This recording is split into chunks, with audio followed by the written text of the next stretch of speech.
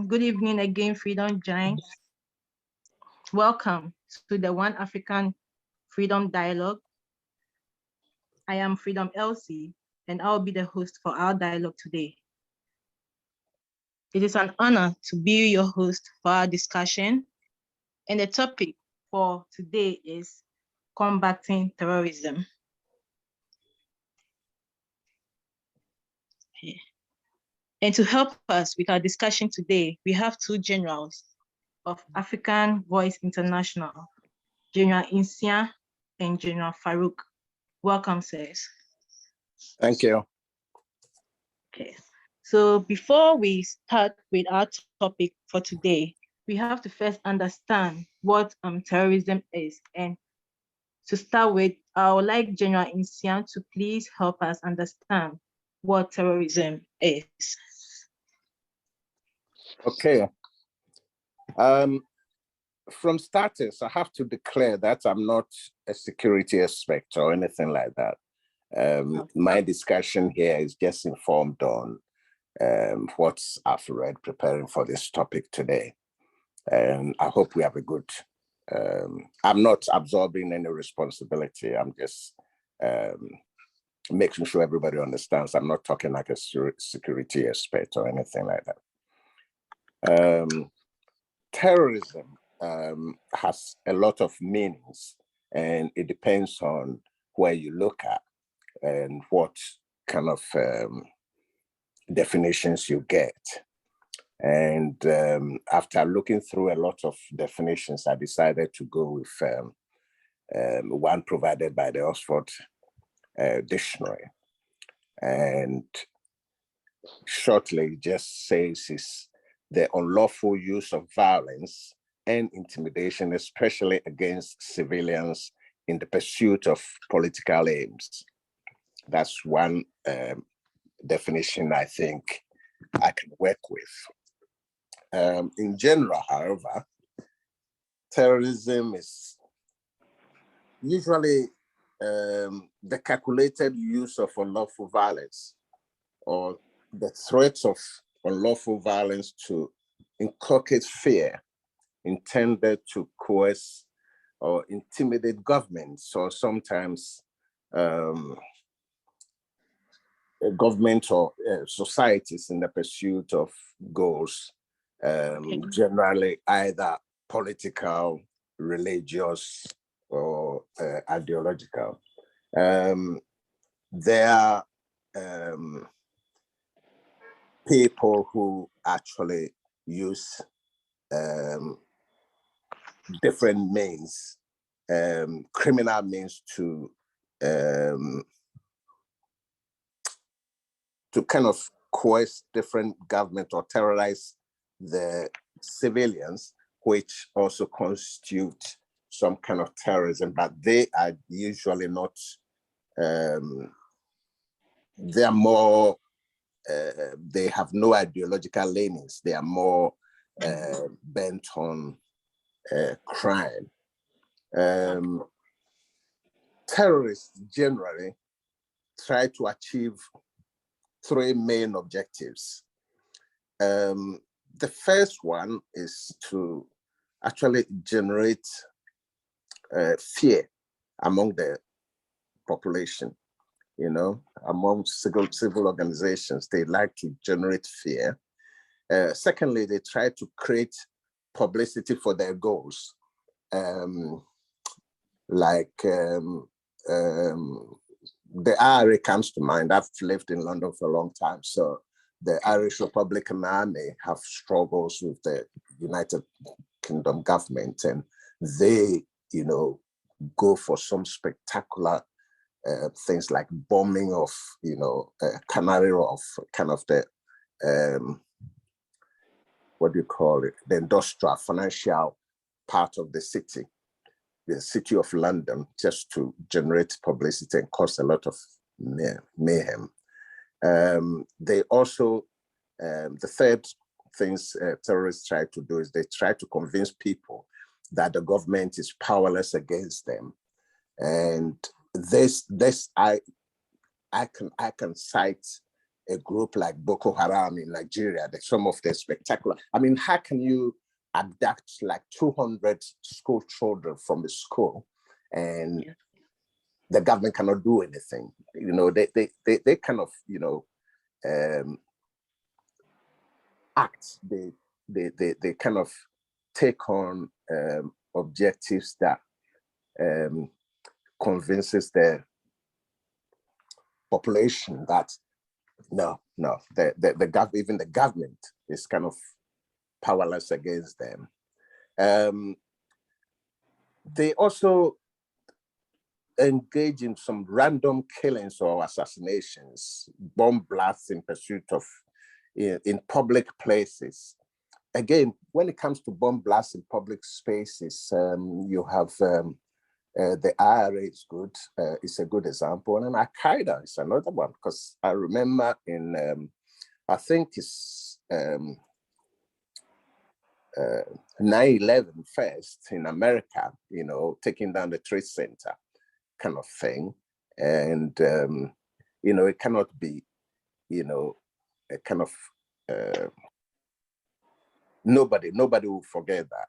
And in 2005, the bombing 7/7, that 7th of July, 2005 in London, groups associated with Al-Qaeda, they used, what do you call it?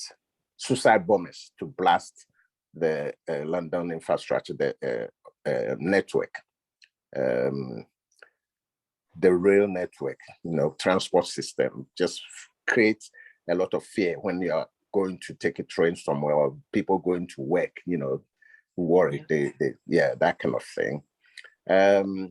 They also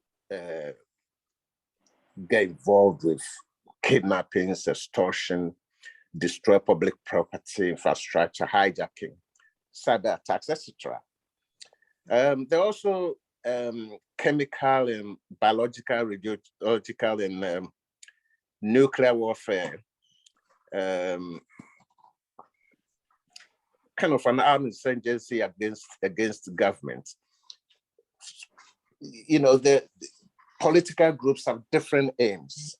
You know, the aims vary from toppling the established government of a country to having better representation for a group of people, to seceding from a country and forming another country, to also acquiring a share in the government. Say sometimes they just behave to just get more say in the government. Others exist solely to elicit money and expanding their own illegal activities. Many groups of organized crime are also alleged, are called terrorists, are labeled as terrorist groups by the state. The bottom line for me is the fact that because the whole host of activities associated with terrorist groups, you even get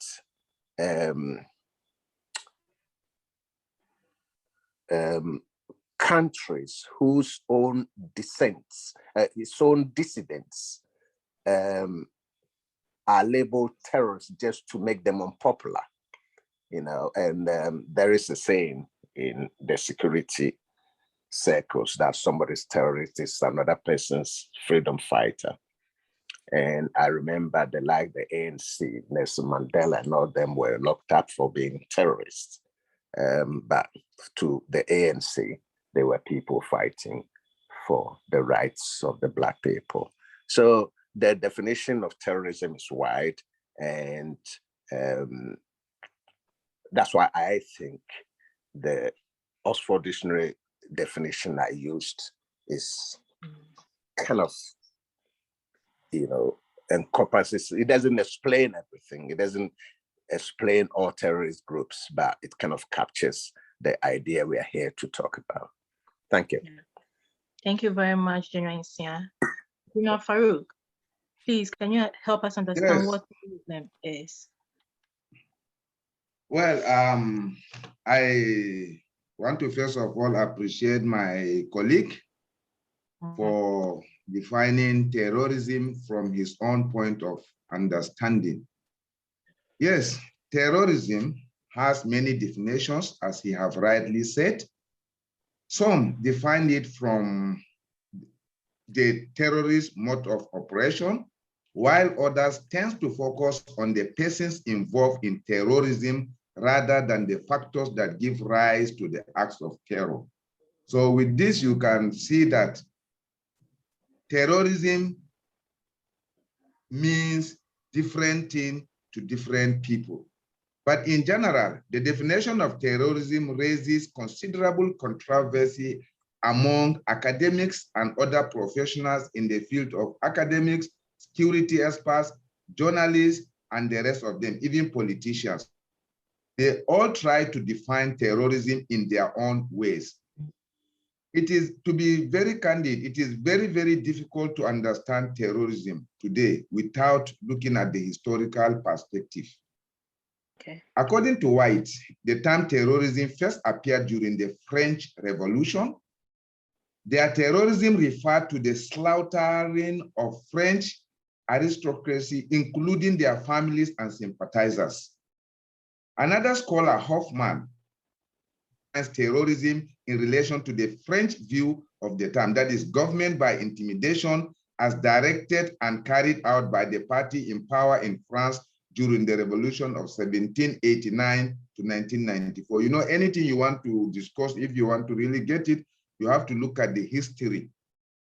Now, another scholar, Bruce, claims that the term terrorism at that time had a positive connotation, while another scholar, White, asserts that the Russian Revolution utilized terrorism in a way that had an impact on how people in the 20th century viewed the phenomena.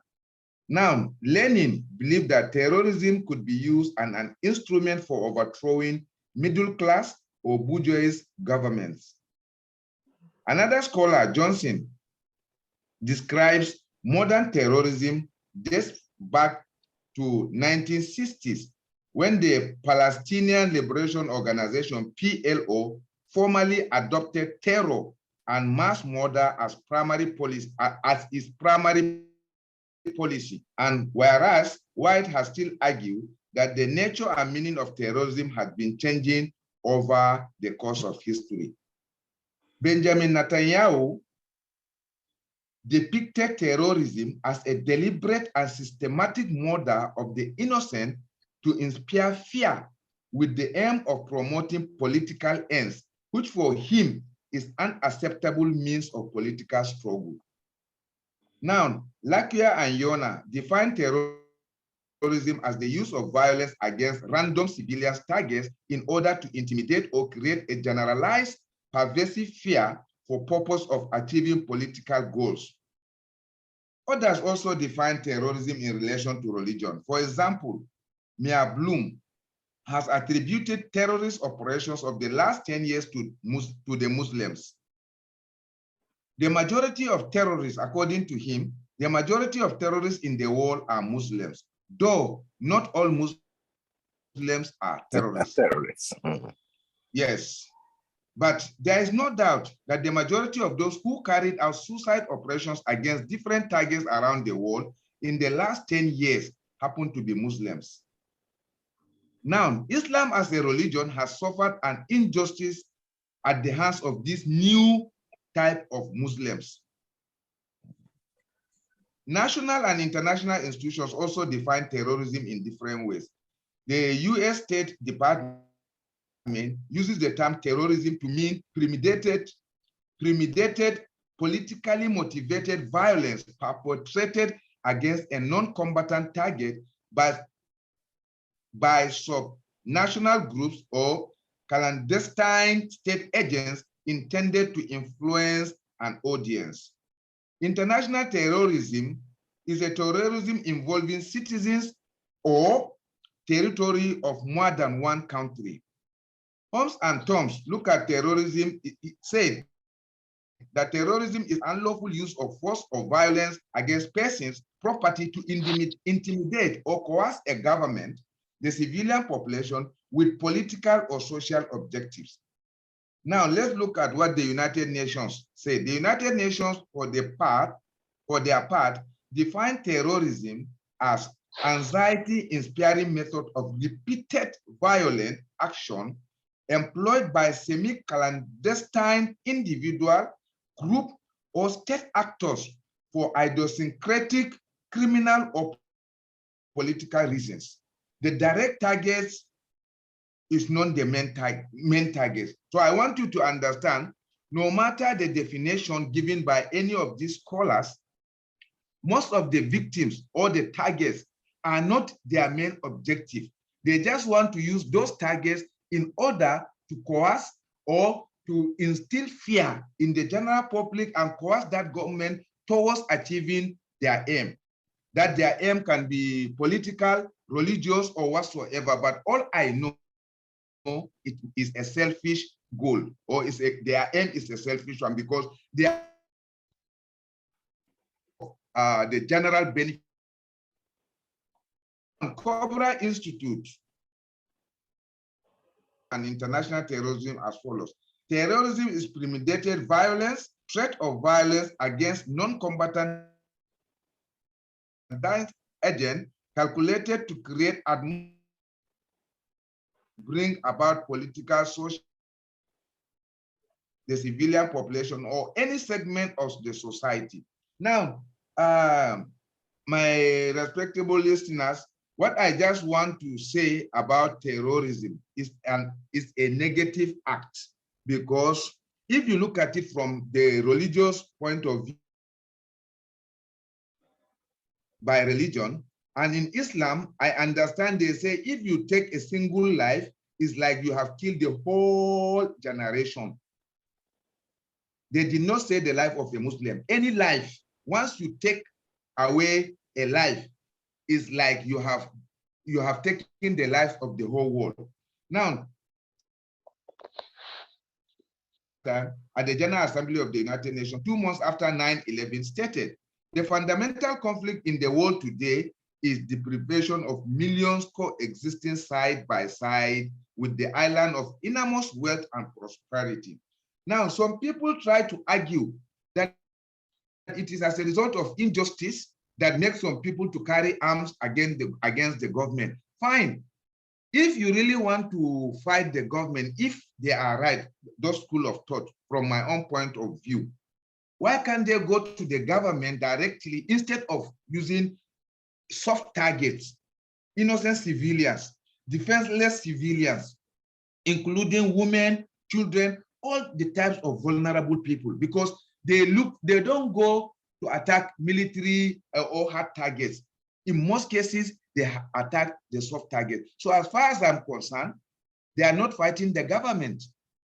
They are just trying to bring inhumanity in them. That is my own point of view. So for anybody to look at it from a religious point of view, one thing I realized, God created everything on this earth, and you don't have the strength to fight for God. Rather, it is the reverse. It is God that will fight for each and every one of us. So for anybody hiding under the umbrella of religion, because of religion, I don't believe in that. So at least I believe with what I have just said, you can see that terrorism is an evil act that is perpetrated against innocent people, vulnerable people, defenseless people, in order to achieve a selfish objective in that regard. Thank you, General Faruk. Okay, now as we've understood what terrorism is, General Nsiah, please, are there kinds of terrorism? What are the kinds of terrorism do we have in our societies?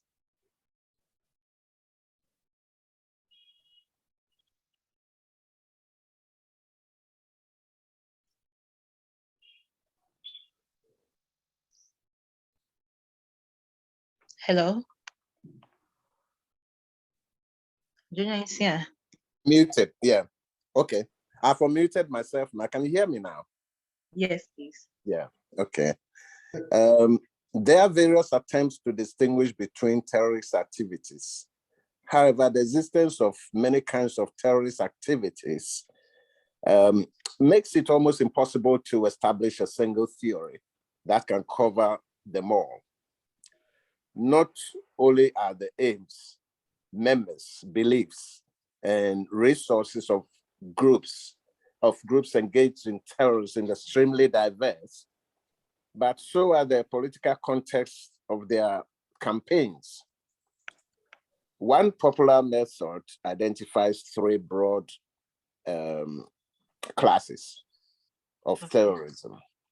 The first one is revolutionary, then the second one is sub-revolutionary, and then the third one is the establishment or state-sponsored terrorism, if you like.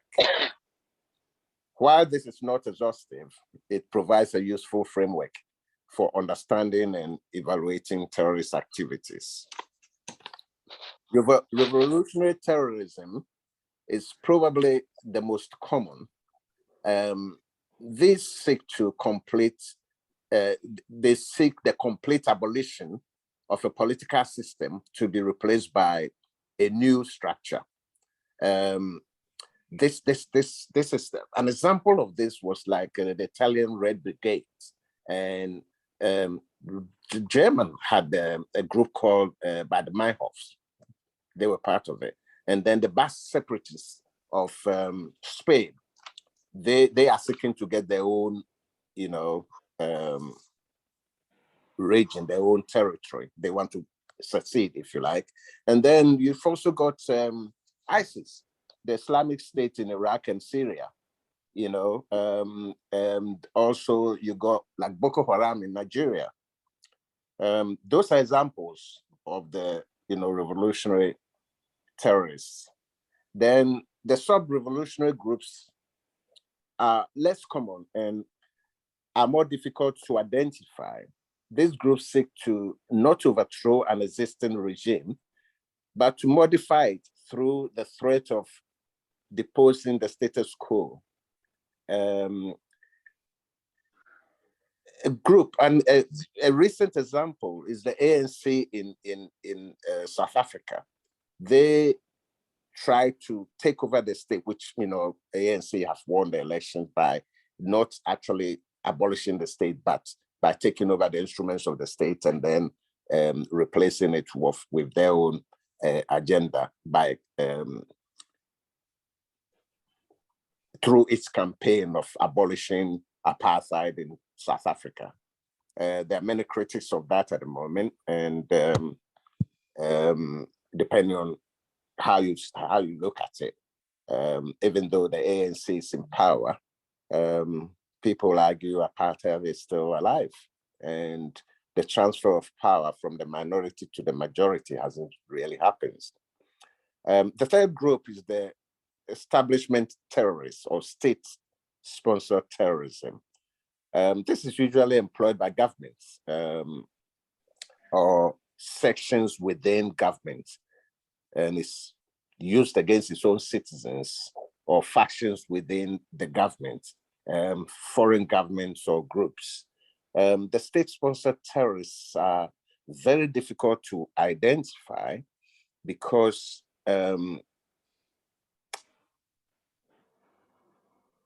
it is mostly clandestine. No government will tell you the embassies are full of spies, for example. Even though if you don't like a particular state, you can consider the diplomats as, and even within friendly countries, they keep tabs on their diplomats to make sure they are not doing something they are not supposed to do. States like the USA, the US, USSR, Iran, Iraq, Syria, Israel, they've all been purported to have at least provided logistical support or financial aid to various groups in campaigns against other states. They have also been purported to undermine certain groups as well.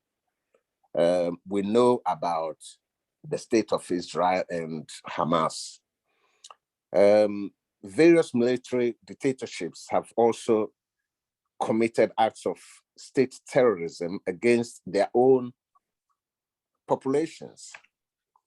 The persistent element of all forms of state terrorism is secrecy. Secrecy to they are kind of secret because they basically want to evade international censure. Like, you know, if a country invades the territorial integrity of another country, obviously, it will be brought up in the United Nations and censured, kind of thing. And they also do it secretly to avoid military retribution by the states they target. If Israel is forever, you know, attacking its neighbors for, you know, accusing them of terrorist activities, kind of thing.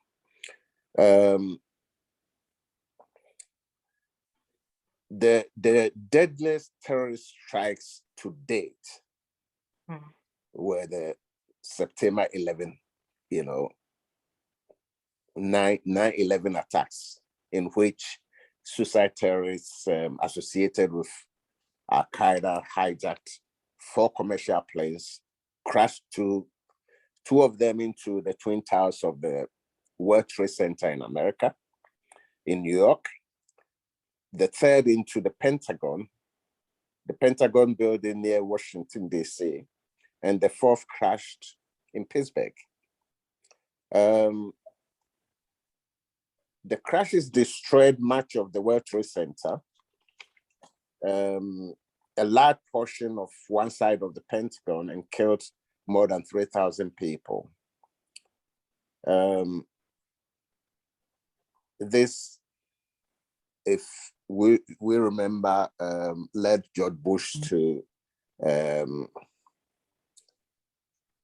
pursue a broad war against terrorism as the centerpiece of US foreign policy at the beginning of the 21st century.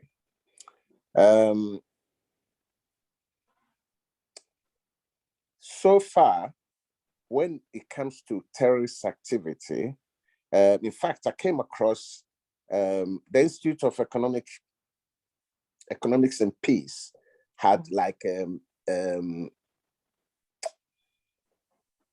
what do you call it? A league table of countries that have actually suffered, you know, or are on the terrorist list, states, countries which where terrorism is most prevalent. And I like to share the top 10. I think they had something like 100, a list of 100. And they started with, they had some surprises here. Number 10 is DR Congo, Democratic Republic of Congo. Number 9 is the Philippines. Number 8 is Yemen. 7 is India. 6 is Somalia. 5 is Pakistan. 4 is Syria. 3 is Nigeria. 2 is Iraq. And the first one is Afghanistan. I think this data might be a little bit dated, because since the Taliban took over Afghanistan, I think the situation is slightly changed. But Afghanistan had a lot of problem with terrorist activities, but they have managed to usurp the foreign domination which the indigenous do not want. This is what some of the idiosyncrasies discussing terrorism is all about.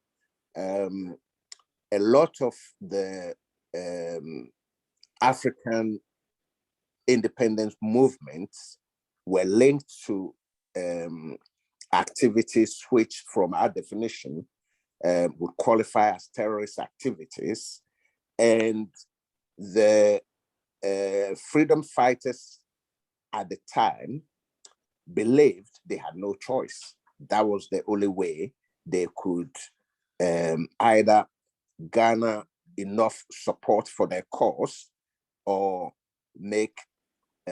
force the dominating powers to take note.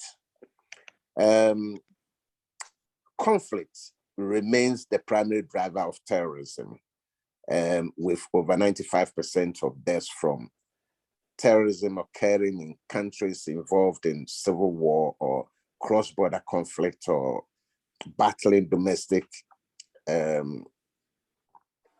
militants. And terrorism is quite often used as a tactic of war. So the kinds of terrorism you think about when you think about terrorism, it kind of goes from individuals fighting a particular cause, like an independent movement, through people wanting to have more say in the activities of the state, through to criminals actually trying to build a criminal empire about money, just terrorizing people by robbing banks, kidnappings, and all these kind of things. So broad field of definition I've provided for you. Okay. Thank you. Thank you very much. General Faruk, please, can you give us few examples of terrorist cases which have taken place and made history in the African and global anatomy, sorry. Yes. Can you hear me? Yeah, Yes. we can hear you. Okay, thank you very much. I will not repeat what my colleague have said. He have cited a lot of examples. And to be honest, during this discussion, my main objective is, because human being naturally is selfish. So I will want to look at it from my own point of view, that is Africa. I will talk mostly on Africa because that is my home, that is my concern, that is my business. I want to look at it from terrorism in the Horn of Africa. Yes, before discussing anything, I also like to talk about history. You see, Africa has been suffering from the effects of both domestic and international terrorism.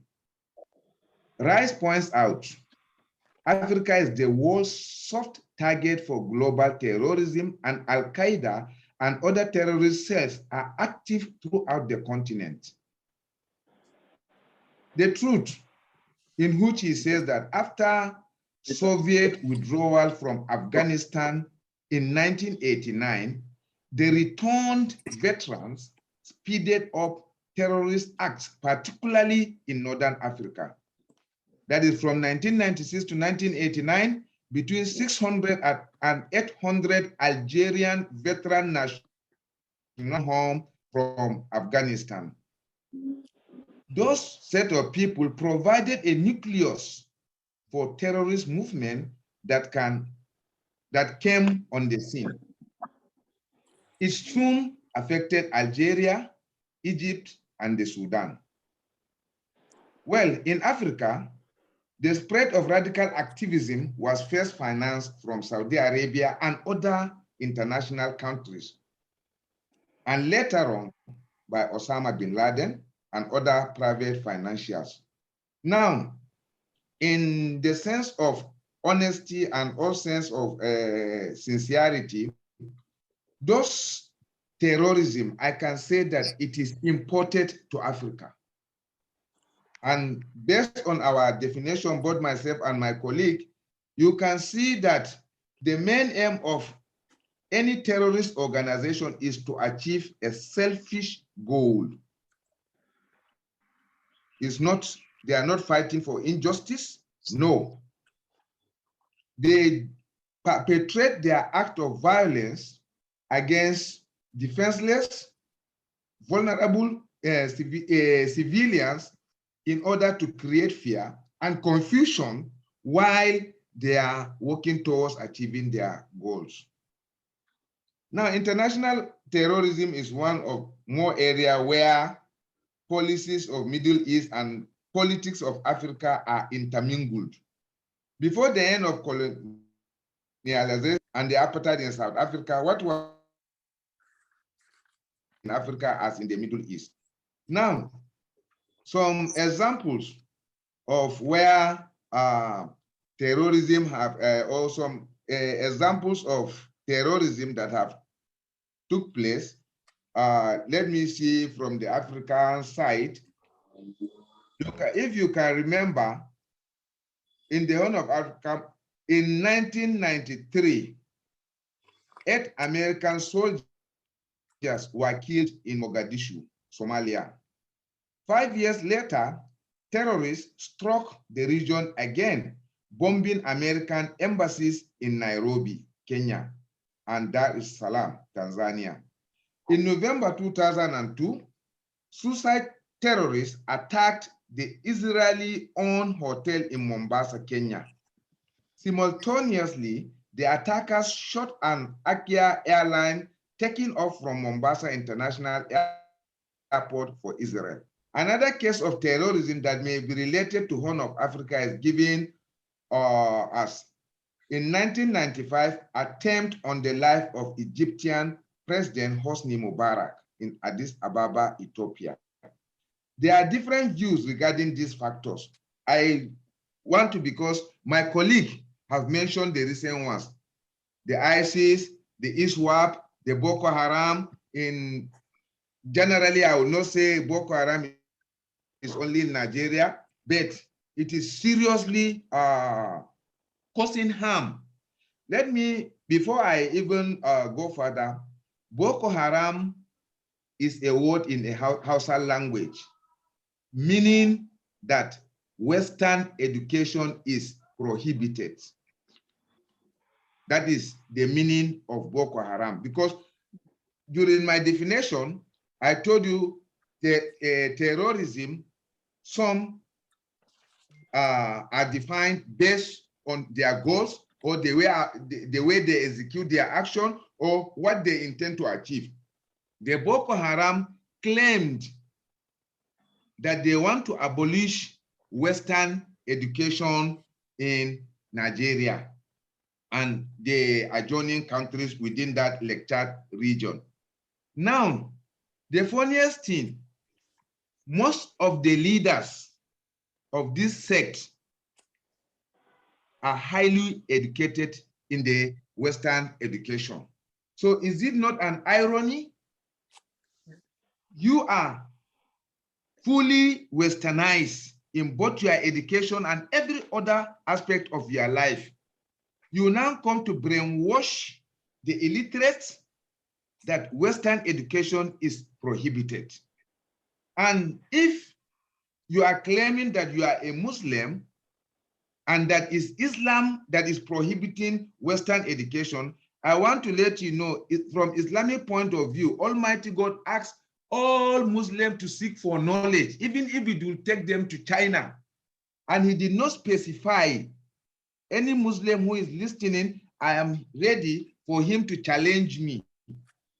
Where it is stated whether it is Islamic education that God says we should seek for. No, he did not specify. We must look for knowledge, either Western, Eastern, Southern, or any type of knowledge. That is what Islam encourage the followers to go and search for. Now, with those examples I have given, because I don't want to repeat what some examples given by my colleague, that is why I concentrated in where it concerns me and where it pains me, that is in Africa. So you can see that all this act of inhumanity,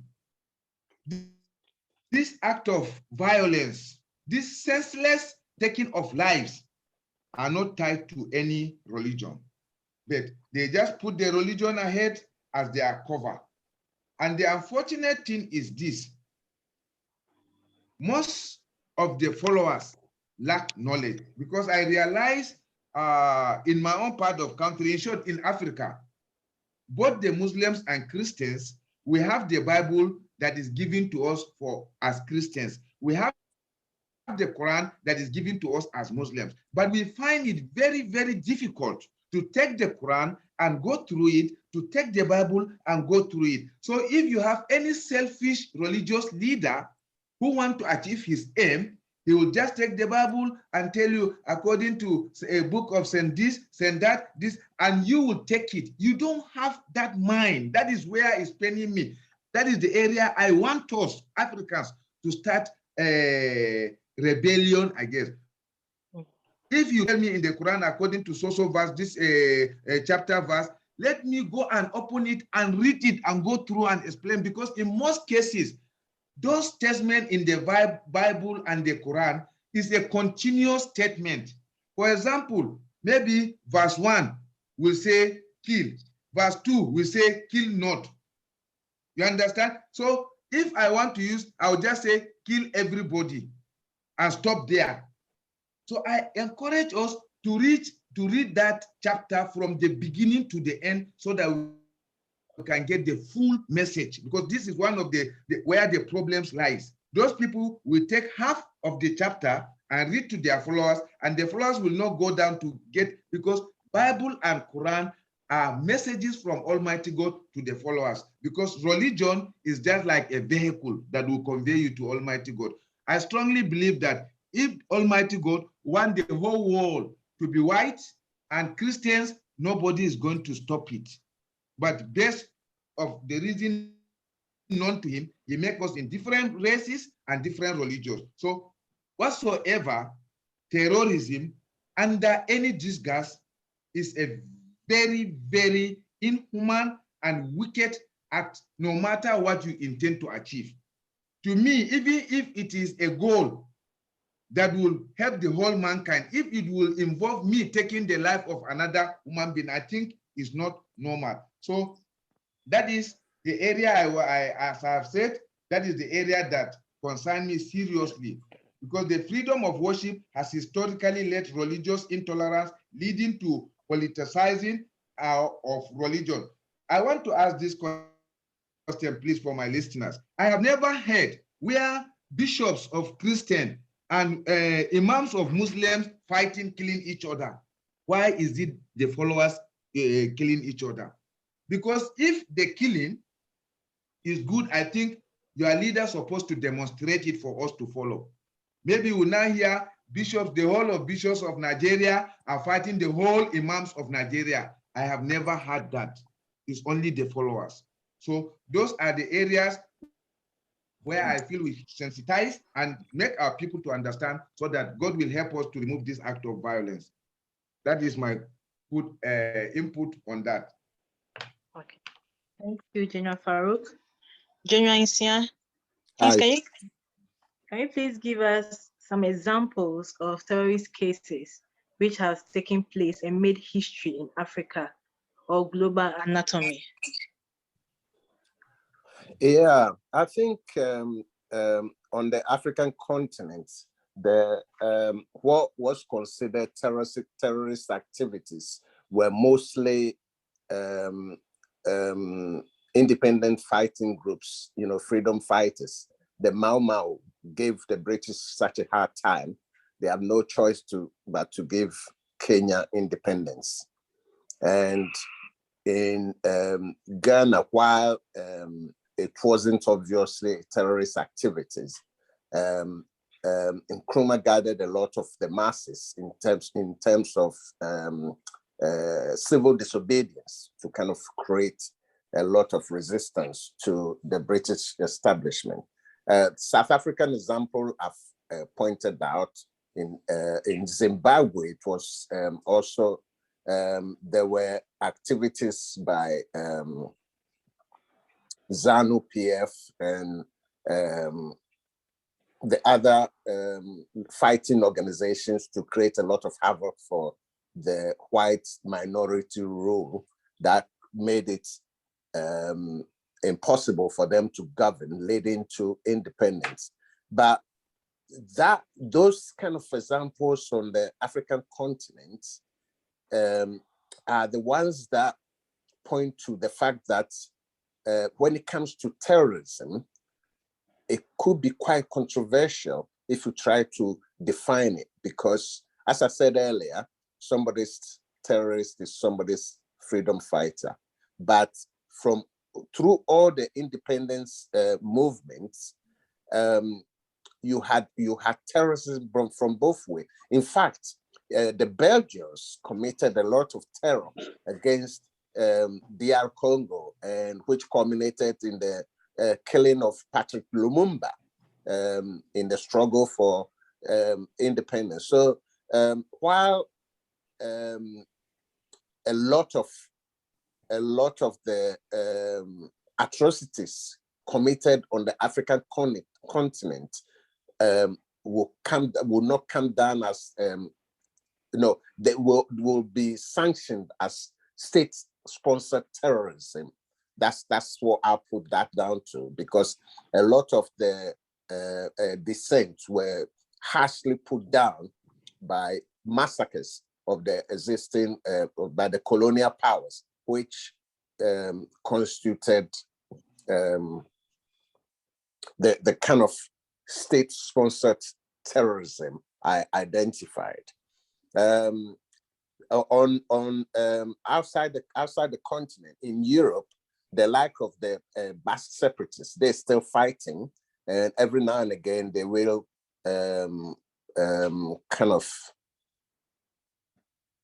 come up with some kind of spectacular killings or some kind of terrorist activity. But the notable example is the Irish Republican Army. In Europe, well, England used to dominate Ireland, and on their independence, they ceded 3 states to themselves, which they kept as that's Northern Ireland. But the IRA continued to battle with them with some spectacular terrorist activities, killings. I remember in the early 70s, the Queen's cousin, Mountbatten, was killed on a fishing trip in Ireland, was blown up. The IRA was responsible. I've mentioned the blowing up of Canary Wharf. And the vast majority of the bombings were in the north of Ireland. These were all calculated to make governing the state almost impossible. In the end, the British government yielded, and currently, IRA, the political wing of the IRA, called Sinn Féin, is now got a majority parliament in Northern Ireland. They are the biggest party, but they are not enough to form a majority party, and the others are refusing to go into coalition with them. That's got its own problems. But in Europe, I think the most successful group that's been labeled a terrorist group is probably the Irish Republican Army, whose political wing is called the Sinn Féin, is actually fought from being an illicit organization to a party in power. Thank you. Thank you, sir. General Faruk, why is this injustice thriving, and what gives such terrorists the go-ahead to take such abhorrent acts? Well, the act of terrorism, which is really an injustice to innocent people thrives due to many reasons. Because some, just like mentioned by my colleague, are state-sponsored, and those states that sponsor those actors are normally behind them, encourage them, support them in all means, that is in all ramifications, logistic, recruitment, and the rest. So you see, having full support from government or individual sponsors, because most terrorists are sponsored, only few that normally get their means of survival through kidnapping, robbery, and the rest. Because when they kidnap, they demand ransom, and they use the money in order to sponsor themselves. So now, this act strives, it has become a business as usual. Because one, there is, to me, I have not witnessed any capital punishment that is being meted apart from few. And those few, the one I can really remember was that of Osama bin Laden. And if you see the way Osama bin Laden was taken off, is not by bringing him to justice, sentence him to firing squad, to kill him before the public. Then number two, that ideological brainwashing, because most of them are brainwashed that when you die while perpetrating act of terrorism, you are going to heaven straight. You see, all these ideologies need to be removed from those people, because it's because of those ideologies, somebody just funny enough, you have been a criminal on the earth's surface, and you see a shortcut according to you to make heaven, which is not possible. Because no matter your background, you have to work for your heaven on earth. But you are made to understand, and you believe that after committing all sorts of your atrocities, if you kill or if you are being killed while perpetrating act of terrorism, you are going to make heaven. So these are some of the things that make this act to continue striving unabated. And I believe in the usage of both kinetic and non-kinetic methods in order to reduce, because I can't say eliminate for now, but at least it can be reduced to the barest minimum. And this injustice, as far as I'm concerned, we, just like what we are doing now, we need to keep on talking. We need to keep on sensitizing people and telling them the negative effect of it. Because now, apart from the terrorism, we also have some problems within us, politically, racially, religiously, economically, just name them. So that is why you see, it has given a playground. More especially, I told you my discussion mainly is based on Africa, where it pains me. So in the African society, there are so many things that divide us than the ones that unite us. So all this can also be an advantage to the terrorists. It can be the baseline for terrorist activities to keep on striving. But when we wake up, we see each other as brothers. When you now come to tell me now, okay, you want to, because these people are cheating us, let's go and fight them. I say, no, no need for us to fight them. Let's find a way of sitting down and talking with them so that we can have a lasting solution. Because most acts of terrorism does not bring permanent solution, because I have not heard anywhere in the world where act of terrorism bring a permanent solution. No, you only create that fear. And the beautiful aspect of it, the act of terror, once you unleash it, it can even affect somebody who is directly related to you. It's just like throwing a stone in a crowd.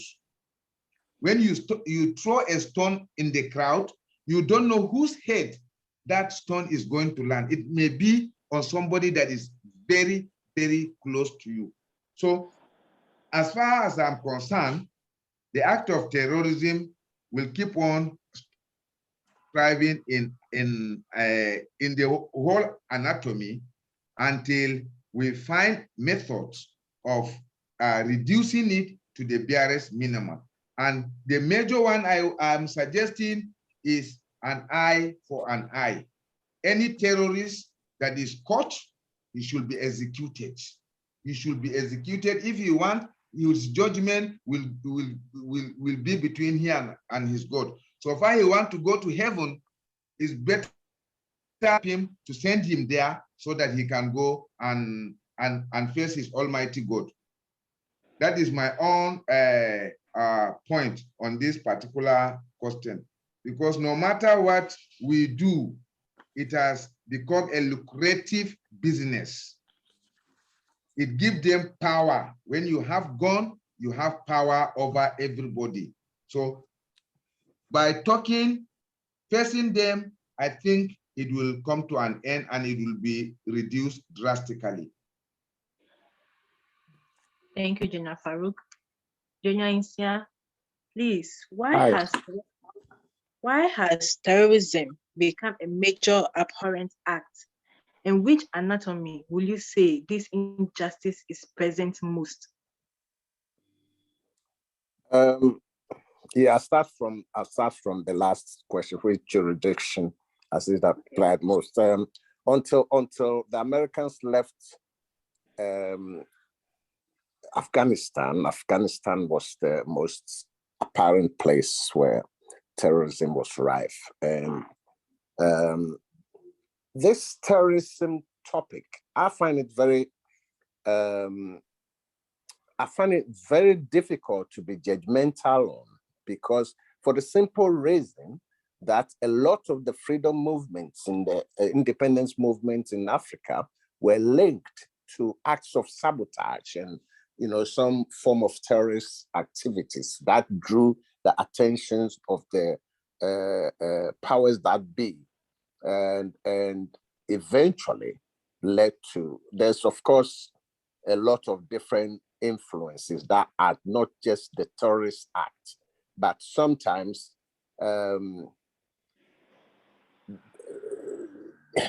human beings, we are strange. We've got a lot of idiosyncrasies where our behavior has not always got a predictable end, because I remember the IRA blowing the Grand Hotel in one of the governments, the Conservative Party. Margaret Thatcher was the prime minister then, and their conference, the IRA blew up that hotel, and a few of the ministers were badly injured and all that. You see, that kind of one act kind of gives a certain type of publicity to the organization, which its supporters actually seek, because for like a whole week, when you turn on the news, you get nothing but news about the IRA. Then people start talking about, so this IRA, what's the problem? What's this? What's that? And it kind of generates the kind of publicity they need to make them to get the support. Because don't forget, a lot of terrorist groups, especially the political ones, are sponsored not by individuals. There are certain, individuals behind them, but mostly they are sponsored by their own people. There are a whole crowd of people who actually believe in their ideology, and they support them to, I keep going back to the Irish Republican Army, who I think, even though while they were, creating a lot of havoc in the United Kingdom, there were also the political wing, Sinn Féin, that was behind the scenes dealing with the government. And eventually, I'm saying eventually because eventually sanity prevailed, because the IRA in the 70s and the 80s, the threat the IRA posed in the UK is nothing like it is now. There's no, the threat is very minimal, because a lot of the army generals, the IRA, a lot of the terrorist leaders themselves have become politicians, and they have been able to work within the system to kind of create the conditions, because the basic conditions that led to the becoming rife were discrimination against their own people in their own country. It was like Protestants against Catholics. It was even within the same Christian community, but it was Protestants versus Catholics, and the Catholics felt they were being undermined, or and IRA, the Irish Republican Army, is mostly a Catholic organization, even though now it's kind of a bit mixed. So in terms of the effects or organizations that have gained something out of, it's always difficult to gauge exactly how much in percentage terms, for example, but I know a lot of the African freedom fighting, the independence movement, were backed by a lot of sabotage of government institutions. And those times, the governing elite considered them as terrorists. And also, at the same time, the governments were also acting as state-sponsored terrorists, attacking these organizations in the name of creating peace. So when peace prevails, what you've got is like a balance of power, or a chance where people get the sense that maybe the devastation, the destruction is not going to lead anywhere. Then people sit down and start talking. Ironically, sometimes it takes a bombing for people to come to the table. That is the human condition. We try and espouse peace. We try and advocate peace everywhere.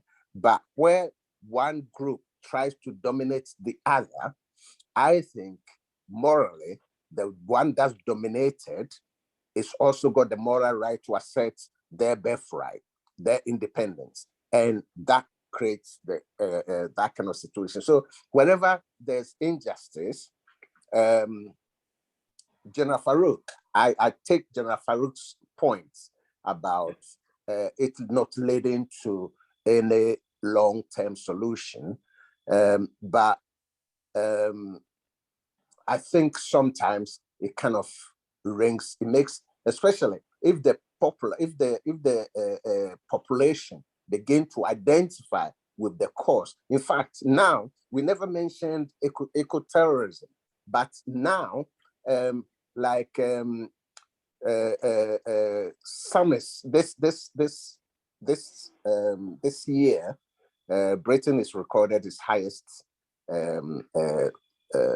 temperature for 40.3 degrees centigrade.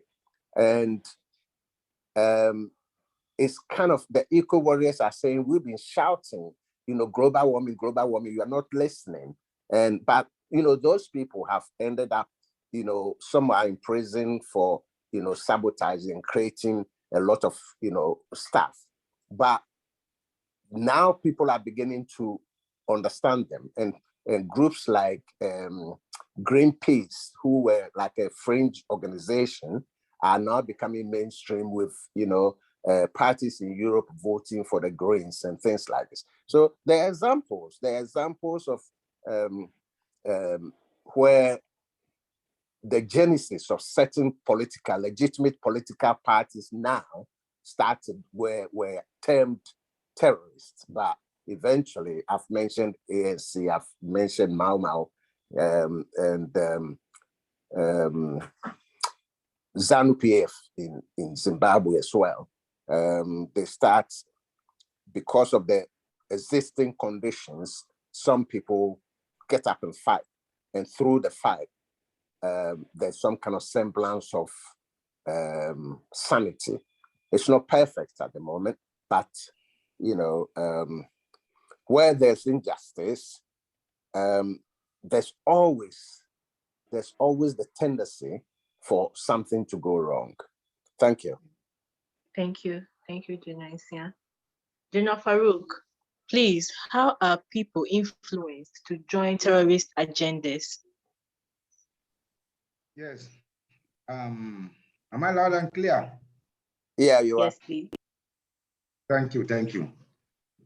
There are majorly two ways how people are encouraged to join terrorism. One is through compliance, while the other is internalization.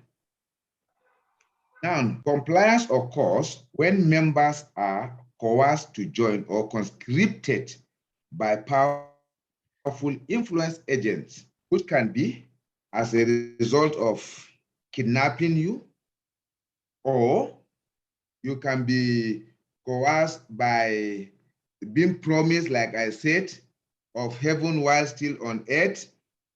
And internalization occurs when individuals join due to perceived convergence between self and the group.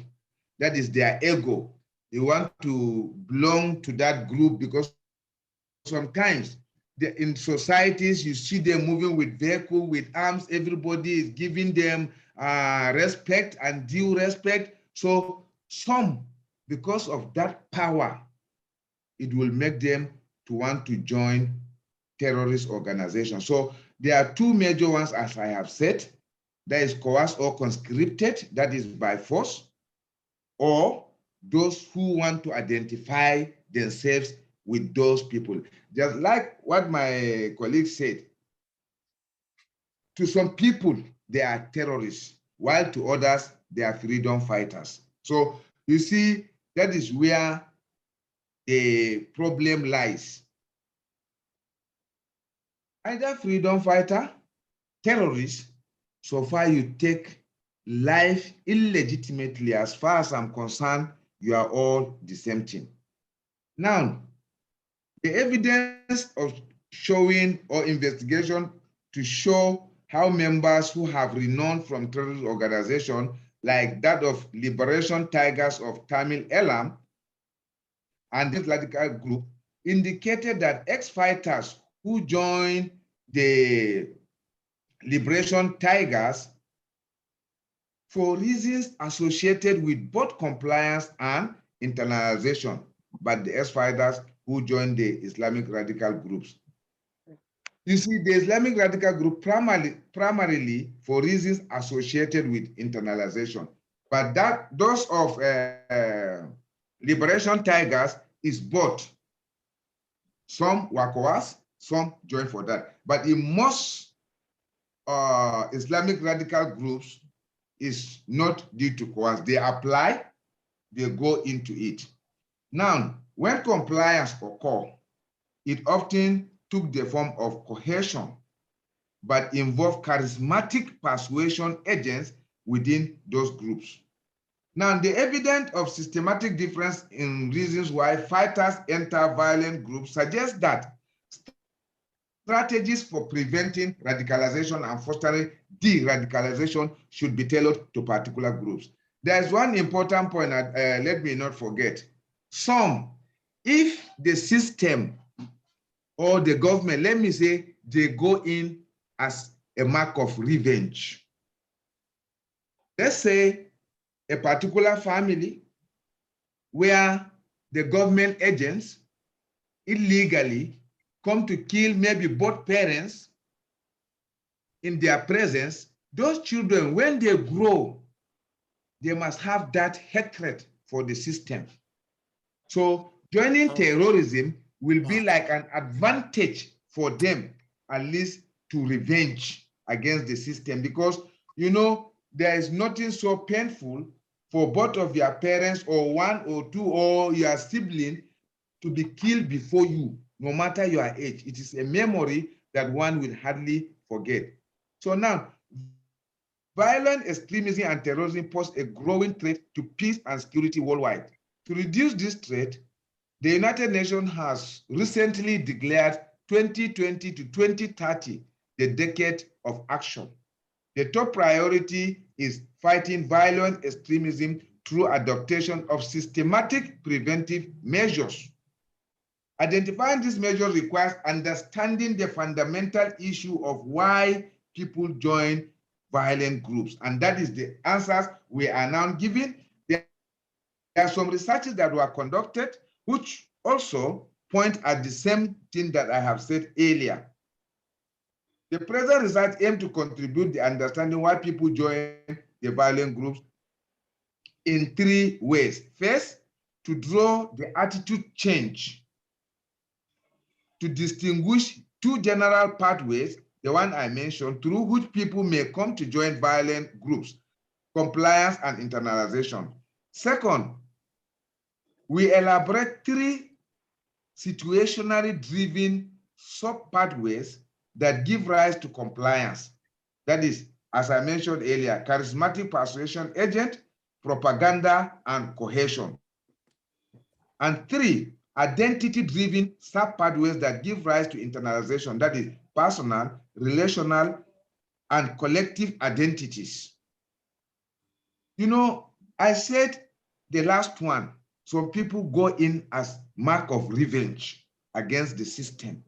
So if injustice is being carried out on a particular family or group or tribe, no matter what, you will see that particular tribe, people, or person trying to look for how to revenge against the system. And it can also be an advantage for them to look for any violent organization to join. Third, we assess the applicability of the formulation in understanding why members of two violent terrorist organizations join the group. But for this one, the major one is, like in Africa now, you know, I like localizing my point in Africa. One, they take advantage of illiteracy. Two, the level of poverty. Three, injustice meted on some people or some communities. All these things I mentioned give room or encourage people who are helpless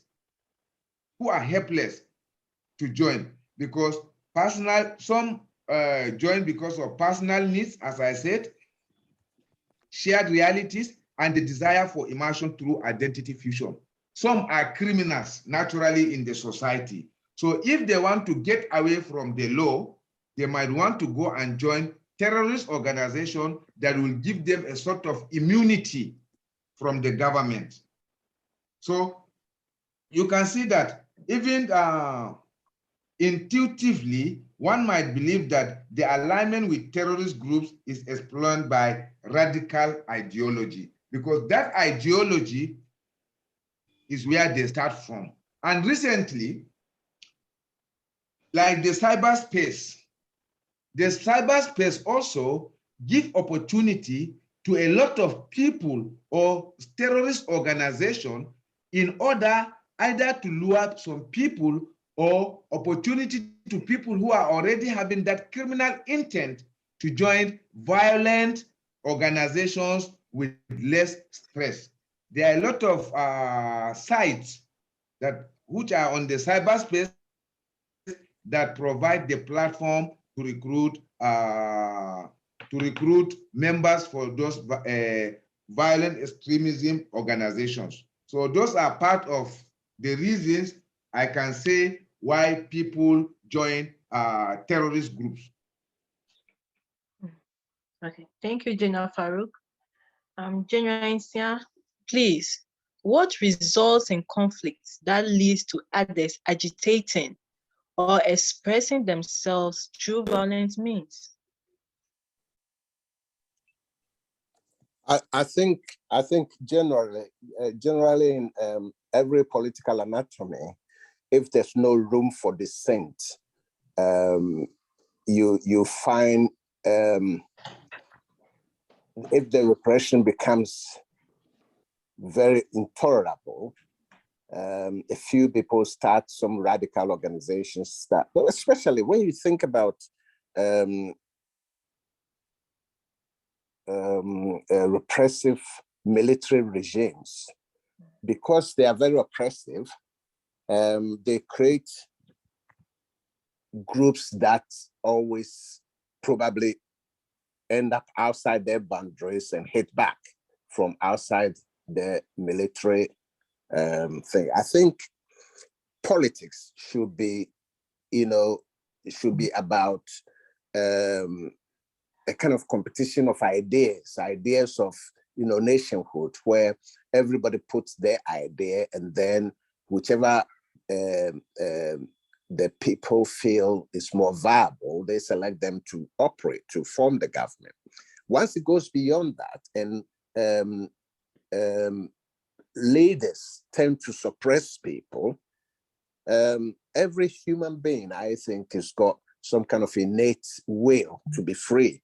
So where people are suppressed, in fact, General Faruk said something which I really agree with, where a regime targets like certain tribes or certain clans or certain families, and like assassinates a lead, like a family member or whatever, it kind of leads to a culture of revenge where people grow so much hatred for the regime, they are themselves willing to be recruited to anything that goes against that particular regime. And sometimes it could be in the form of, religious extremism, or on the political, either political is left or right. It gets to the extreme where people are so full of revenge, they just want to, join any group that, dislikes the thing. I think it is very, very difficult in human affairs to find a situation where everybody agrees to everything. And so any society should always create some kind of room, some kind of allowance for dissent. Nobody will come up with an idea that's, perfect. So if in our political anatomy, we don't create, room for opposition, then we'll be creating rooms for terrorists. That's what I think. Okay. Thank you, General Nsiah. General Faruk, what does this mean to the future of our society and to bereaved families of victims? Yes. Once again, despite the fact I mentioned some before, but if we are talking about the future of the society, we have to look at those situations with all sense of honesty, with all sense of sincerity, and ensure that every life, irrespective of its background, is very, very important. Because as I mentioned, we all know any bereaved family who knows either his parents, his siblings, his children were illegally eliminated, definitely it will go a long way. It's just like a scar.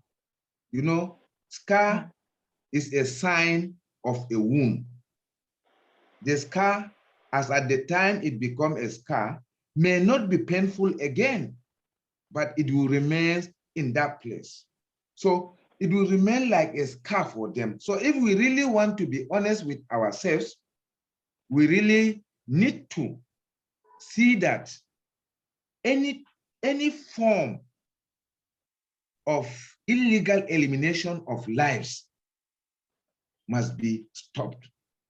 Based on any reason, be it political, be it religious, be it any type of goal you intend to achieve, we really need to, because if we really want to, because this terrorism have impeded on human rights, fundamental human rights. If you look at it from fundamental human rights, it makes people to run away from their place of abode. It makes people to be refugees in other people's country. It makes people to be staying in internally displaced camps. All those are not normal. So we want to be honest with ourselves, but the government, because I am a proponent that don't believe in what government can do. I always look for what then if the government can do, they meet me along the way. But actually, it is very, very painful because the future of Africa is tied to a stable Africa. Because if we are not, because today we are talking about combating terrorism, and we have many other problems in Africa: child soldier, gender inequality, sexual harassment. So all these injustices, when we apply the kinetic and the non-kinetic method, because I believe in the combination of the two, because the kinetic alone, we have tried it severally, it has not given us any result. The non-kinetic also have not given us any result anywhere. So I believe the combination of the kinetic and the non-kinetic method of combating terrorism will go a long way, that will give Africa a brighter future, and even the families of the bereaved families might find a place to forgive. That is what I just have to say in that, because it is difficult to forgive and forget, but it is easier to forgive.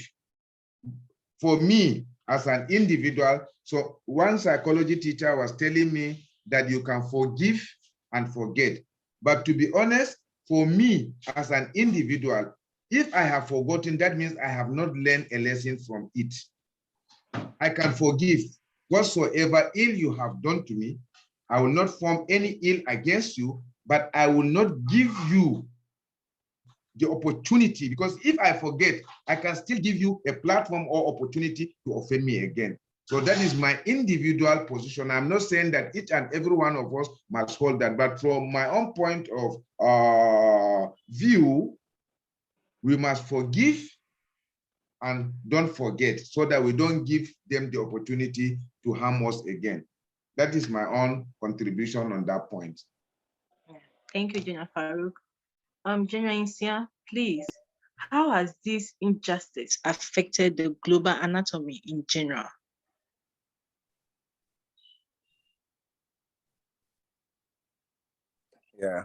Yeah, I think the first injustice really is the effect of terrorism itself, because the definition of terrorism, as we put at the beginning of the program, was the fact that it affects the citizens, and where you are fighting against a particular government, targeting soft targets, picking on soft targets is not really justifiable. And all terrorist activities, for them to qualify as a terrorist activity, must be illegal.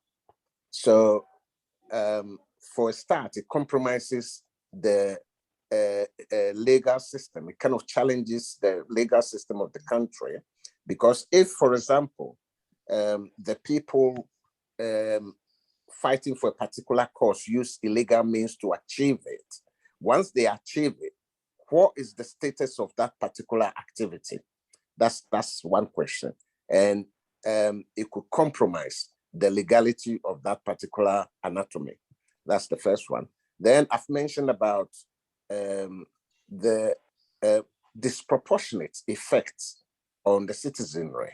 Because if you are a terrorist organization and your activities don't scare the population, then nobody's going to take note of you.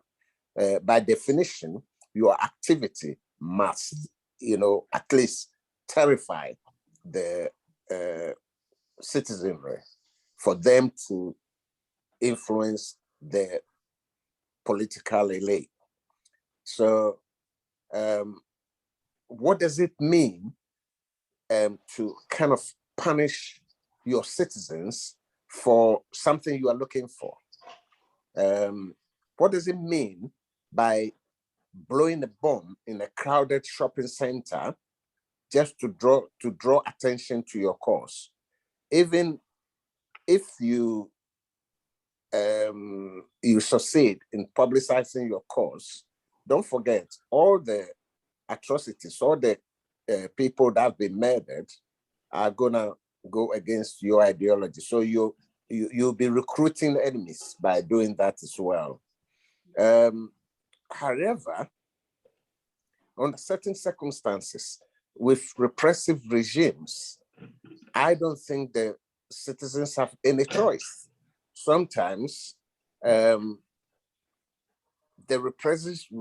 repressive regime has got all the state apparatus behind it, and you cannot confront that state rationally. So you have to use other means. I have Nazi Germany in mind, and it was individual courage and people trying to even assassinate Hitler that drew attention to a lot of his atrocities. So I think while in the vast majority of cases, one cannot make a case for terrorism, I think we should reserve our judgment on issues of independence and people fighting for their individual rights. Thank you. Thank you so much, General Nsiah. General Faruk, please, can you also state your view on how this injustice affected the global anatomy in general? Oh, thank you very much once again. The act of terrorism has affected or impacted the world, the world generally in many perspectives, like insecurity, development, both human and material development, and in short, it even affects relationship, because terrorism has impact on the societies that it affects or it targets. This impact can be one of limited nowadays with the terrorism of radical groups such as like Al-Qaeda, ISIS, Boko Haram, ISWAP, and the rest to be heavy and long-lasting, even if it does not change over time. Because, for example, in my country's Northeast, if you go before the effect or before the footprint of terrorism will be eliminated, it will go maybe like 100 years to come, because some children were being breastfed before the terrorists came to kill their mother, and they are still alive. Such a child, that memory will remain in him for life. Terrorism aims to create terror, as we both said, myself and the General Nsiah, a feeling of insecurity, and the idea that leaders can no longer protect those they lead. You know, like in Nigeria now, all of us have no confidence. Those are part of the impact. Many of us don't have confidence in our government today. A lot of societies or communities try to fend for themselves in terms of security. And you know, to provide security is a responsibility of the government to its people. So some of the impacts include lack of trust to the government by those that are being governed. It leaves people stunned and has an emotional impact that lives on through its political implications. These political implications relate first and foremost to democracy. Like I remember in Nigeria when we were having military rule, our then late head of state, General Sani Abacha, let me quote him. He said, any insurgency that go beyond 24 hours, there is the hand of government inside it, unquote. That is to say, any insurgency that has gone beyond 24 hours in a country, there must be state knowledge in it, either directly or indirectly. Because in Nigeria, when we were under military regime, sorry to say, I'm not promoting military regimes, but I enjoy both the military and the democracy. During our military regime, there's nothing like terrorism as it is today. It is during the political era. And why? Because some of the sponsors, sympathizers, have the opportunity through their means to put themselves in the government without being detected. And through that, they will keep on defending either in proxy or sometimes physically their interests. So these political implications, as I've said, related to democracy and the separation of powers, and can lead to the unraveling and abuse of existing structures in ways that work to government advantage. Because if the state actors are behind it, they will use the government apparatus in order to achieve their aims. Now, if the impact of terrorism is lasting, it becomes cultural. Individuals change their habits and behaviors. That is, learning, for example, not to be passive in event of terrorist attack, going about their daily lives, keeping in the back of their minds the possibility that a terrorist attack could take place. So that is one of the objectives of terrorists, to instill that fear. There was a time in Nigeria, we don't go to markets, we don't go to our places of worship, we don't go to any social gathering. Whenever you are traveling, both those that love you, both those that you love, will keep on praying until they hear you have reached your destination. They also consume differently, which has a number of effects, including considerable economic ones, which I mentioned earlier. The terrorism changes people's understanding of reality. Now, some people in their area now, they feel killing people, coercing is normal, like the children growing these days, because that is what they have seen. When we were young, to take life was an abomination, even if it is through accident. I can remember when we were young in Nigeria here, if a driver mistakenly hit and killed somebody, that family, every time they say, that man killed somebody, like with the children, they say, this boy father killed somebody. So it was a sort of abomination in those days. But recently, no. Because I can remember in a situation where an elder brother, sibling of the same father and the same mother, who happened to be on the government side, went home.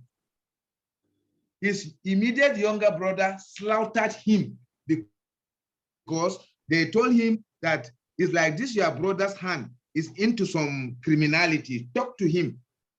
As a brother, he felt that, yes, he must talk to him.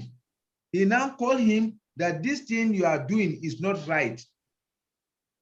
My fellow freedom giants, in a very barbaric and animalistic manner, the younger brother used knife to slaughter him like a ram. So why? Because he is already in a society where taking life is normal. So this is another impact of terrorism on us.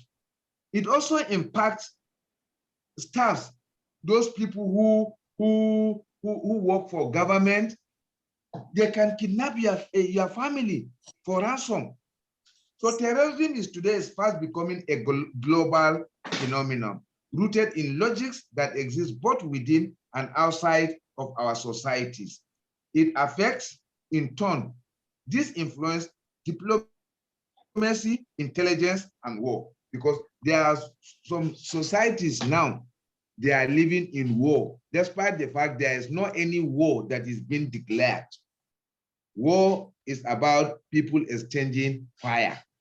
Irrespective, it's not like a game of football where a referee will come and say, okay, game start. No.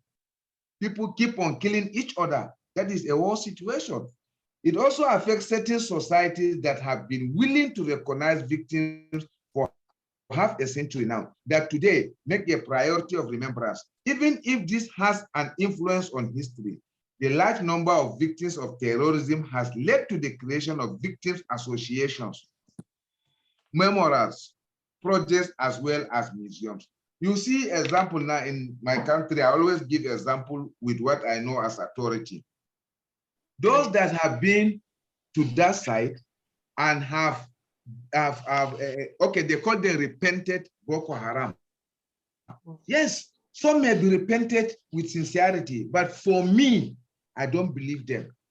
Because if you see the networking of a terrorist organization, they can plan them as mole, they can sacrifice them.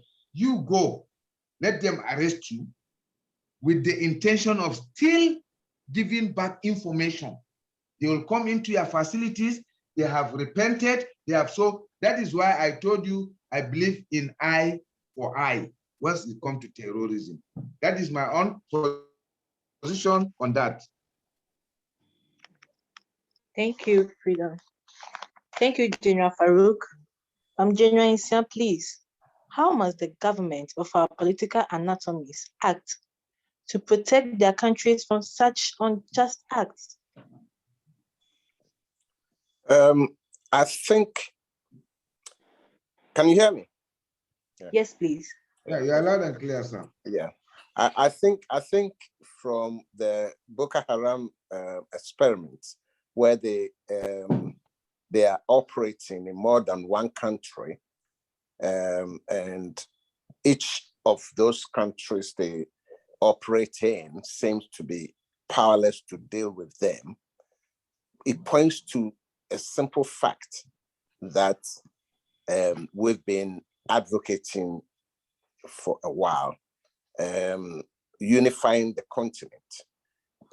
In terms of logistics, it's very simple.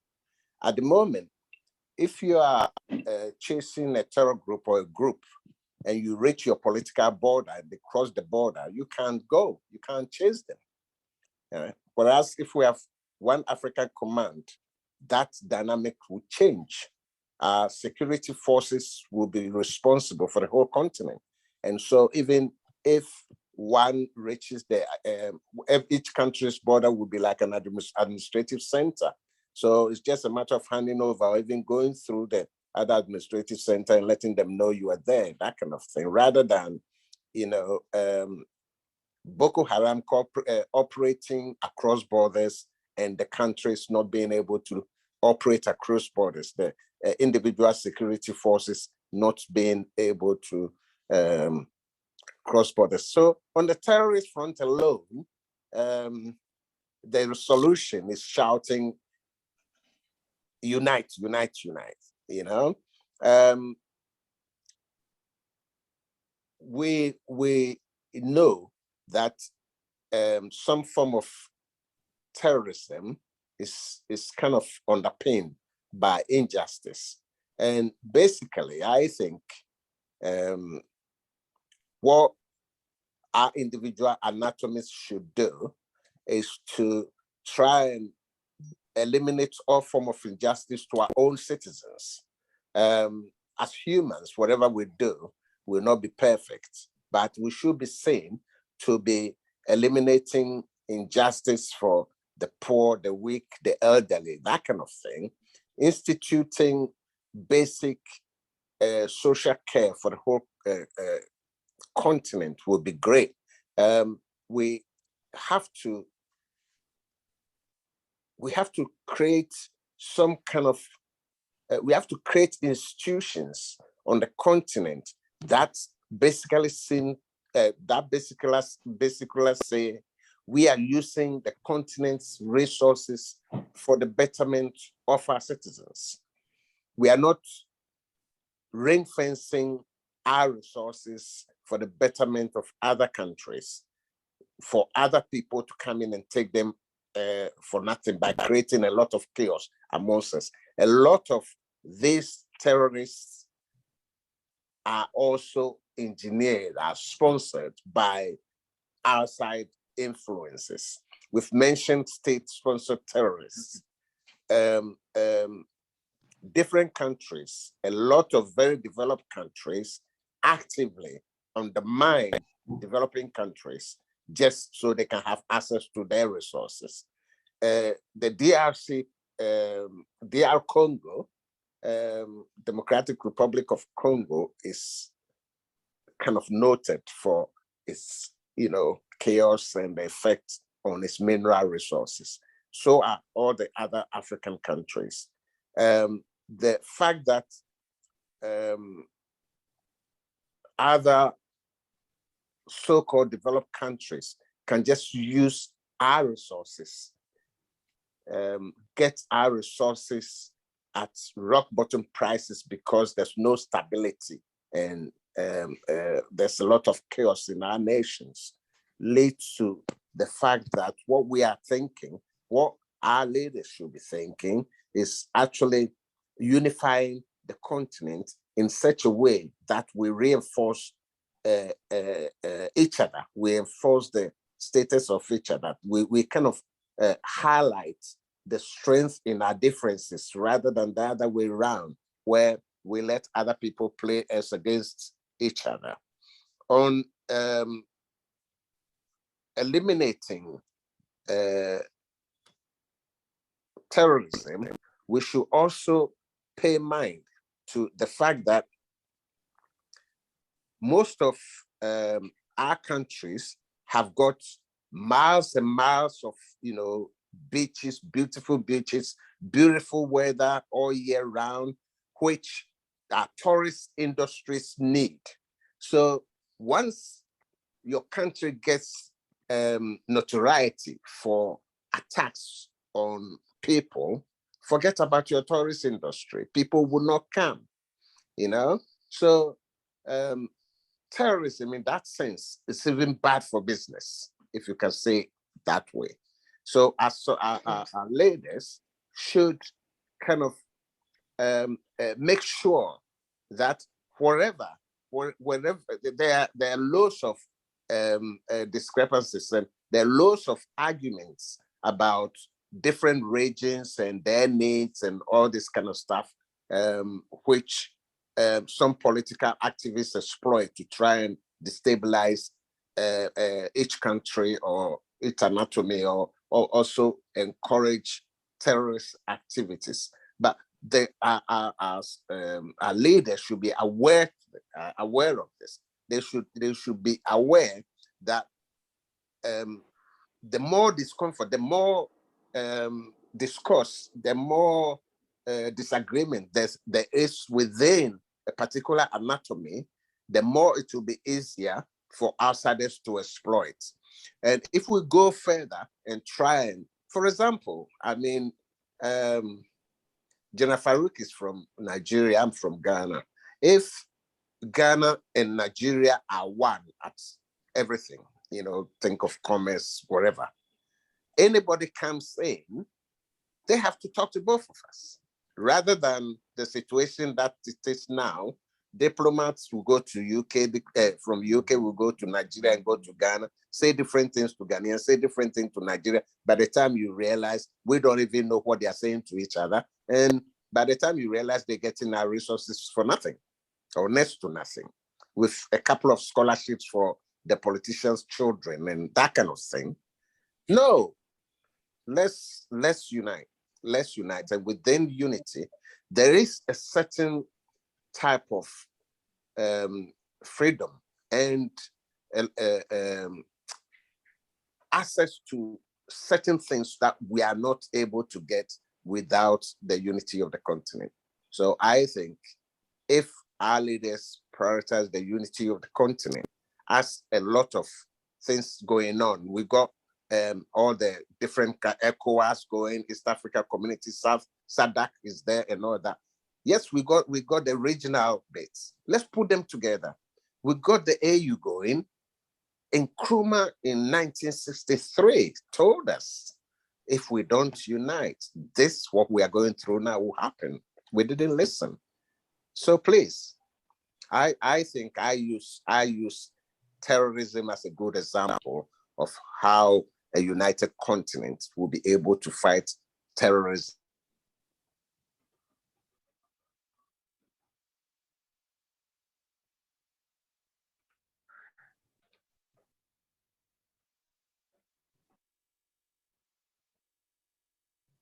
General Nsiah, please, I think your mic is muted.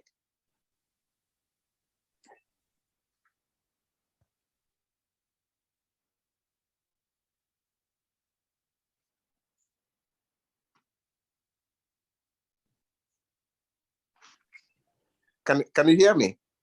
Yes, please, I can Yes, hear you you're now. loud and clear now, sir. Yeah. No, I'm just concluding by saying that I'm using terrorism to call for our leaders to note that a united continent will be in a better position to fight terrorism than individually. Because when they are chasing terrorists from one country to another, our security forces are not able to chase them once they enter another country. Once we are united, it will be completely different. Thank you. Thank you so much, sir. General Faruk, please, how do we end this act that dehumanize, the essence of humanity? Yes, we really need to, because it is the devil that is consuming us day by day. And the most effective method is by using counter-terrorism. When we use yes. Hello? Hello? Yes, Hello. sir, please. We can hear you. Okay. I said dehumanizing act of terrorism really needs countermeasures in order to either eliminate it or reduce it to the barest minimum. You see, when it comes to that, because if you look at terrorism, generally the one we are experiencing now, are people who move from one country to another. So we really need to improve on our border controls mechanisms. When we improve on our border control mechanisms, we will definitely discourage or reduce the movement of arms and ammunition from one country to the other. This is one. Then we also have temporary border controls, because in Africa, we have a vast land where we only know our borders in some places only through the map. But there is no any physical control that prevents one citizen from one country to the other, apart from the only controls are, you can only find them on legitimate routes. But we forgot that we have so many illegitimate routes that are not manned. So we really need to have temporary border controls. We also, our borders, because I want to emphasize on that securing our countries to prevent external people coming into our country. Securing external borders also. Then stopping foreign terrorist fighters from either passing through your country to another country. Sometimes ago, though I don't like talking on something I'm not sure, there was a social media video I saw. Some trucks carrying large catch of arms and ammunition armaments that was stopped in a particular country en route to another country. So you see, if it is true, it is like that. That means this now has stopped those arms or cache of arms into going to their intended destinations. Also, making use of air passenger data. I know if we have full controls. Hello? Yeah, we can hear you. Okay.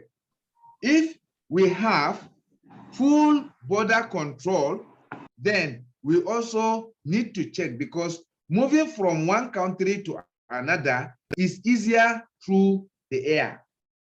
So we make good use of air passenger data. Those that are coming, those are having stopovers within our countries. We really need to make use of their data in order to know what is the real identity of this person. Now, the next mechanism is stepping up the exchange of information. Yes, exchange of information is very, very vital. Just like what General Nsiah said. For example, I am in Nigeria, he is in Ghana. So in the whole Horn of Africa, the anatomy, we must have a very good source of exchange of information. Thank God we are in the 21st century. Just like what we are doing now. I am talking from Nigeria, Lagos. General Nsiah is from Ghana. The convener, I know is from Africa, but I don't know the particular country, but I know it's not from Nigeria. But if we make use of this technological advantage in sharing or exchange of information on people suspected to be terrorists, it will go a long way, because most of them will come and commit criminality in Nigeria, run to Niger Republic, from Niger to Chad, from Chad. But if we have good exchange, method of exchange of communication, definitely we can be able to track them. And one thing about them is, as you see terrorists that look like they are illiterate, they are highly, highly technically knowledgeable. I don't mean they are foot soldiers. I mean they are sponsors. And the most important aspect of all is cutting the financing of terrorism. That is the most important aspect of all what I have said, because action of terrorism need finances. So we have to look inward, identify the source of financing it, and cut it. I'm telling you, this Boko Haram in West Africa, not Nigeria, today, if the governments can identify their source of financing and cut it off, I bet you, I give you 2 months. All those foot soldiers in the bush will come out because their source of financing has been cut. And any sympathizer or financer that is being identified will have to face the wrath of the law. Then reducing access to dangerous weapons. Because I want to say, since the problem in Libya, the Trans-African generally have both small, medium, and heavy weapons distributed. Illegal ones, not the ones that are being held by government machineries. I'm talking of illegally. Now, we have to prevent radicalization. Terrorists and extremists use the internet to spread propaganda and radicalization. Now, if forcing online companies such as Facebook, YouTube to remove terrorist content or disable access to it in all the anatomies within 1 hour,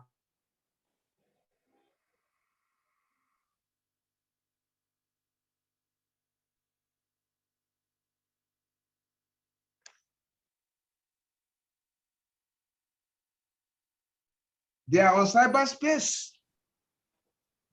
They are so skilled that they can even hack into some database to get important information that they need. So we really need to check that cyberspace and discourage them from making use of it. So I think with some of these points, if we can really implement them, and severe punishment, I will overemphasize on severe punishments to both terrorists, their sympathizers, their financiers, sponsors, all. I am advocating for severe punishment for them. With that, I think it will discourage others, because lack of this capital punishment being taken or being meted on them is encouraging the younger ones. And let's look, for example, in the African community. Let's, as individuals, see how we can enlighten our people to have knowledge, so that when you tell me as a Muslim that when I kill, I will be going to heaven, I will now tell you, sir, I think you will need the heaven more than me. So you go and kill. You are stay that if I die, sorry, that if I die, I will be go to heaven. I will tell you politely, sir, I think you will need the heaven more than me. So why can't you die now and go to heaven? So these are just part of the examples I am giving, so that we can be able to eradicate this menace that is bedeviling us in Africa generally. Thank you, sir. Thank you, sir. Thank you, General Faruk. Thank you, General Nsiah, for your insightful contributions to the topic.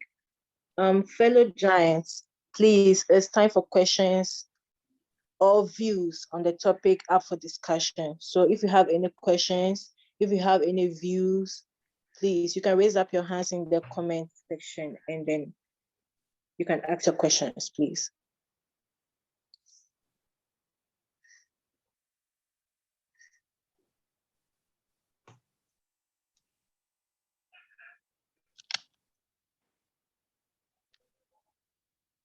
Okay, PDO.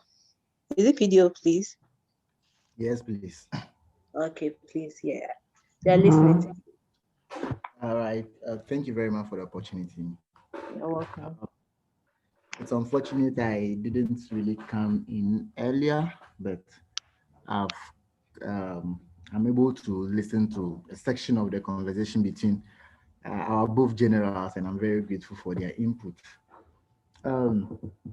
Of course, We know that terrorism is unlawful use of violence and intimidation, especially against civilians in pursuit of political aims. And this has been a disturbing issue over the period. Our two generals have actually laid down the foundations or the means in which these things take place in our bodies. But I'm from Ghana and I want to kind of limit the whole thing to Ghana and probably bring it down to our lame perspective. But before I do that, terrorism as an issue in Africa has been bedeviling us for decades. And probably we are the target because of our geographical location and probably the extent of our population and the reality on the ground when it comes to poverty. And terrorism becomes much of a headache that even in that's 2022 at Malabo, the African heads of states and governments conveyed in an extraordinary summit on terrorism, trying to battle it. To the extent that one time African Union Commission chairperson, His Excellency Musa Faki Muhammad, hold the view that terrorism increased on the continent somewhere 2011 after the Libya issue crisis. And from Libya, it moved on to Mozambique, and we saw it in Mali, and then the Sahel, the Chad Basin, and there it progresses. But that question is, why are we facing all of this? All right, we have the immediate causes to this terrorism, but I also feel that we should also be looking at the remote causes.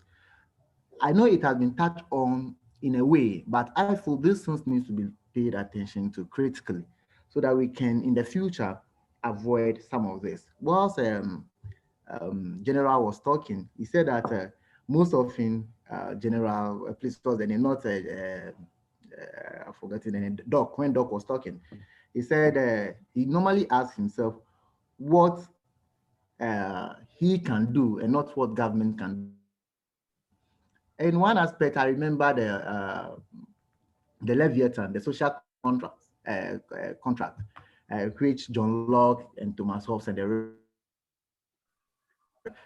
the individual have laid down their rights and their authority, the natural right to say to the government, so that the government will take up this power and take down those powers. We did not only lay down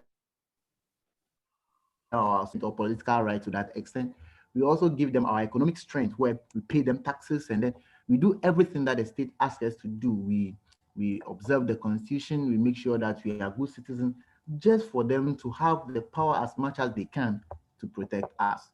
But here we are, they are not able to do so. What is the cause? I felt that for once, okay, let me come to Ghana. In recent years, we have been threatened by attacks of terrorists, okay?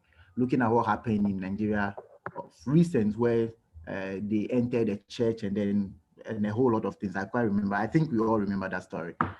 And now we believe that they are close to our borders as Ghanaians. What do we think could be the problem? Now let us look at the state of Ghana in present time. This is a country which livelihood has diminished totally over 100%. Our GDP ratio is very bad. The livelihood of the citizens is nothing to write home about. And all of a sudden, there is a threat that terrorists are on our borders. What exactly could be? Is it that it is coincidental that we are in this situation and then we are hearing terrorist attack or terrorists forcing into our border, or it's just the normal that they have graduated from other countries into our country? I would say no, that shouldn't be the case. It is not coincidental. It's because of our state as a nation. That is why we are even seeing them. And what could be the case? One, I will leave it to good governance. It's one of the remote causes of terrorism. Good governance. At a time in which we are in this country, the governance is so poor. The government don't listen to anyone. It doesn't care about the livelihood of the citizenry. Fuel is on the increase. Even the agrarian, our agriculture is dwindling. We can't even go to the market and afford tomatoes. One tomatoes will tell you is 2 cedis. A tomato, there is no maize for you to even go to the mill and grind and prepare meal. All of this are causing headache. So the citizen can't do anything. And demonstrations are on the rise.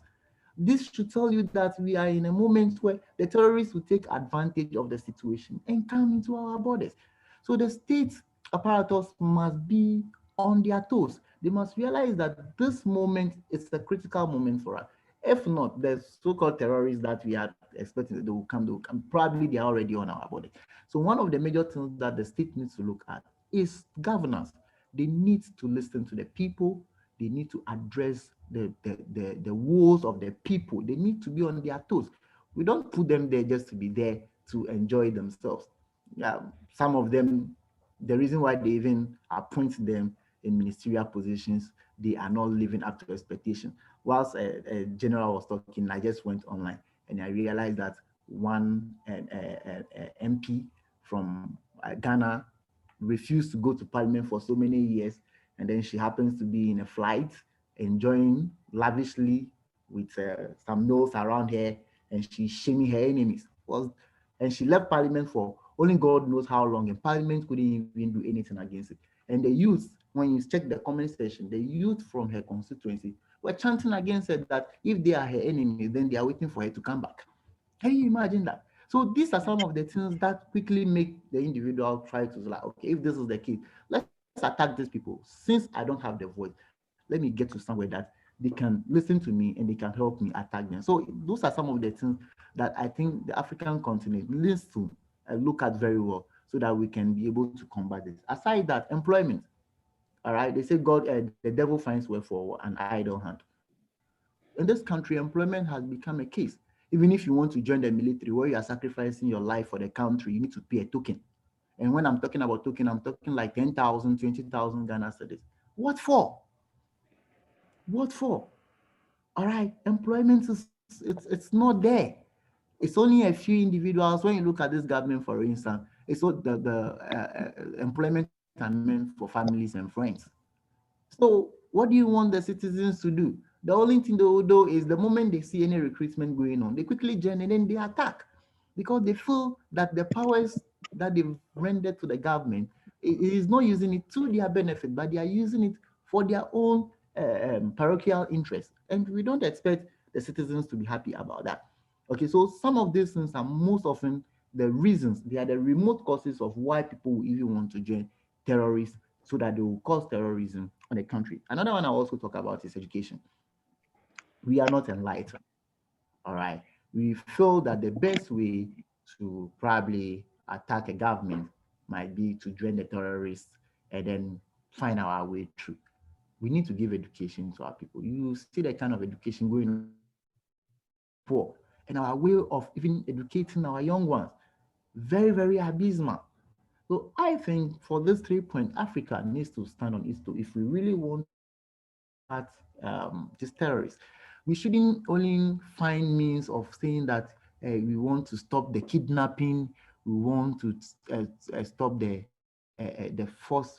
forceful we want to find their cyberspace, how they operate, and kill it. And we have to find the sources of where, how do we call it, their fund and kill it. Yes, those are permanent attacks.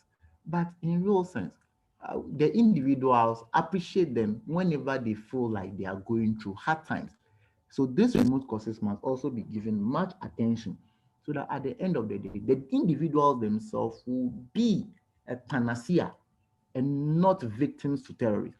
But if we are not educating the individual, if you are not doing things right for the individual themselves to name what they see, to inform the security agencies of any gathering that they see is illicit and illegal, but rather prefer to join them, then I don't think combating them will be that easy because if you kill one, one will come in instead because the government is not doing what is right for the individuals to post their their confidence in them. But the moment the government is doing the right thing and the individuals have faith in government, they don't have any reason to attack government or to attack individuals because there is food on their table. They are living in peace in society. So wherever they see the terrorisms, they will surely name them, and the security will do what they need to do.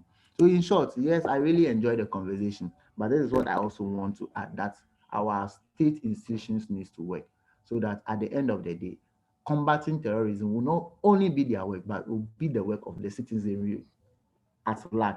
And that can only happen if our institutions and our structures are living to expectation. Thank you very much.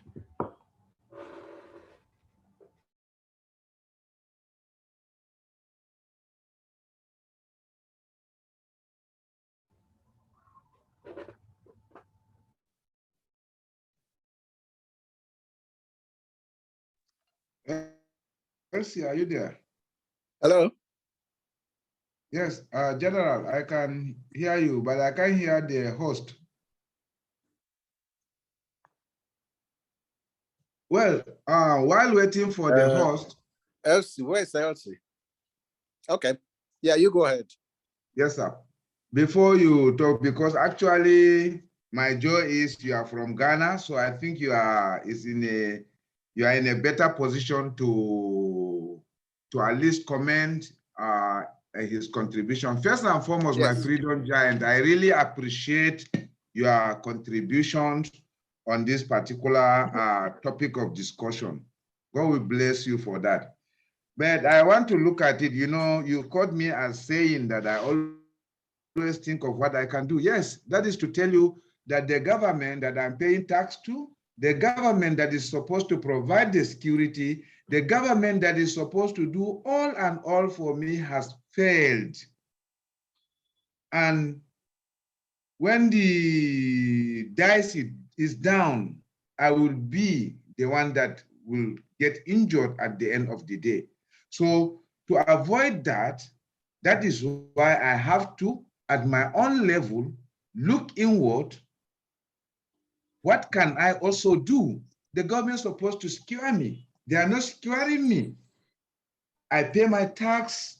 I'm a very loyal citizen of my country. I move everywhere with fear.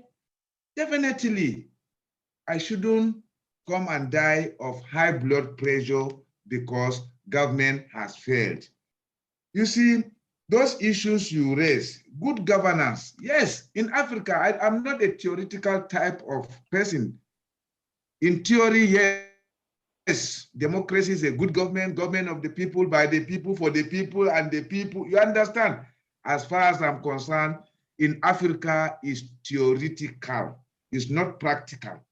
The democracy in Africa is the government of a person for that person and that person and his family. That is the simple truth.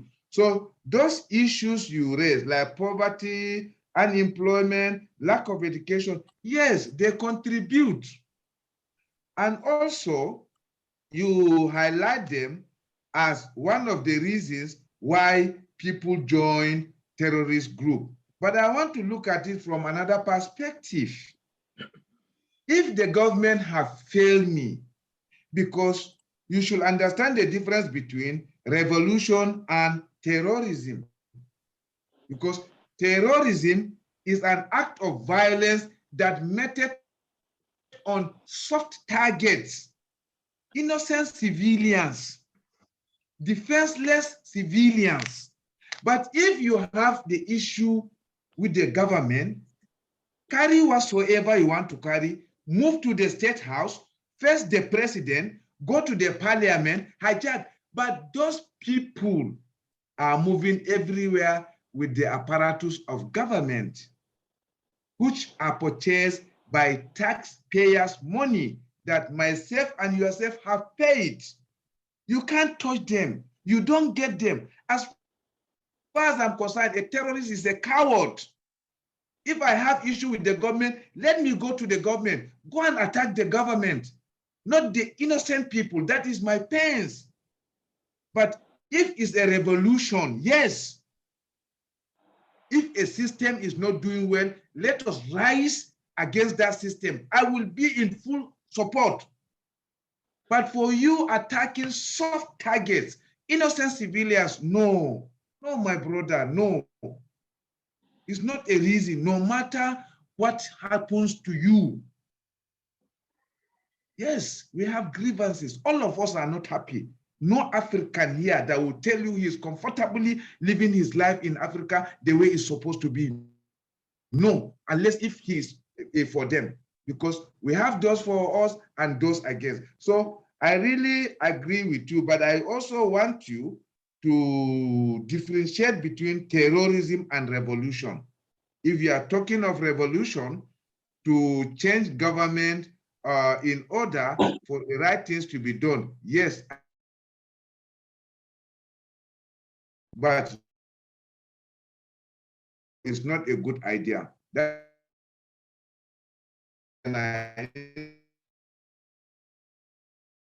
me to shed more light. Thank you very much. Okay, thank you so much, General Faruk, for your contribution. I'm sorry, my network was not working. Sorry so much. Please, is there any more contributions or views to the questions? Yes, sorry, Elsie, I have to come in when we didn't hear you. Instead of wasting data and time, I decided to just contribute in respect of the contribution the Freedom Giant has made. Okay, thank you so much. Thank you so much, General Faruk. I appreciate it.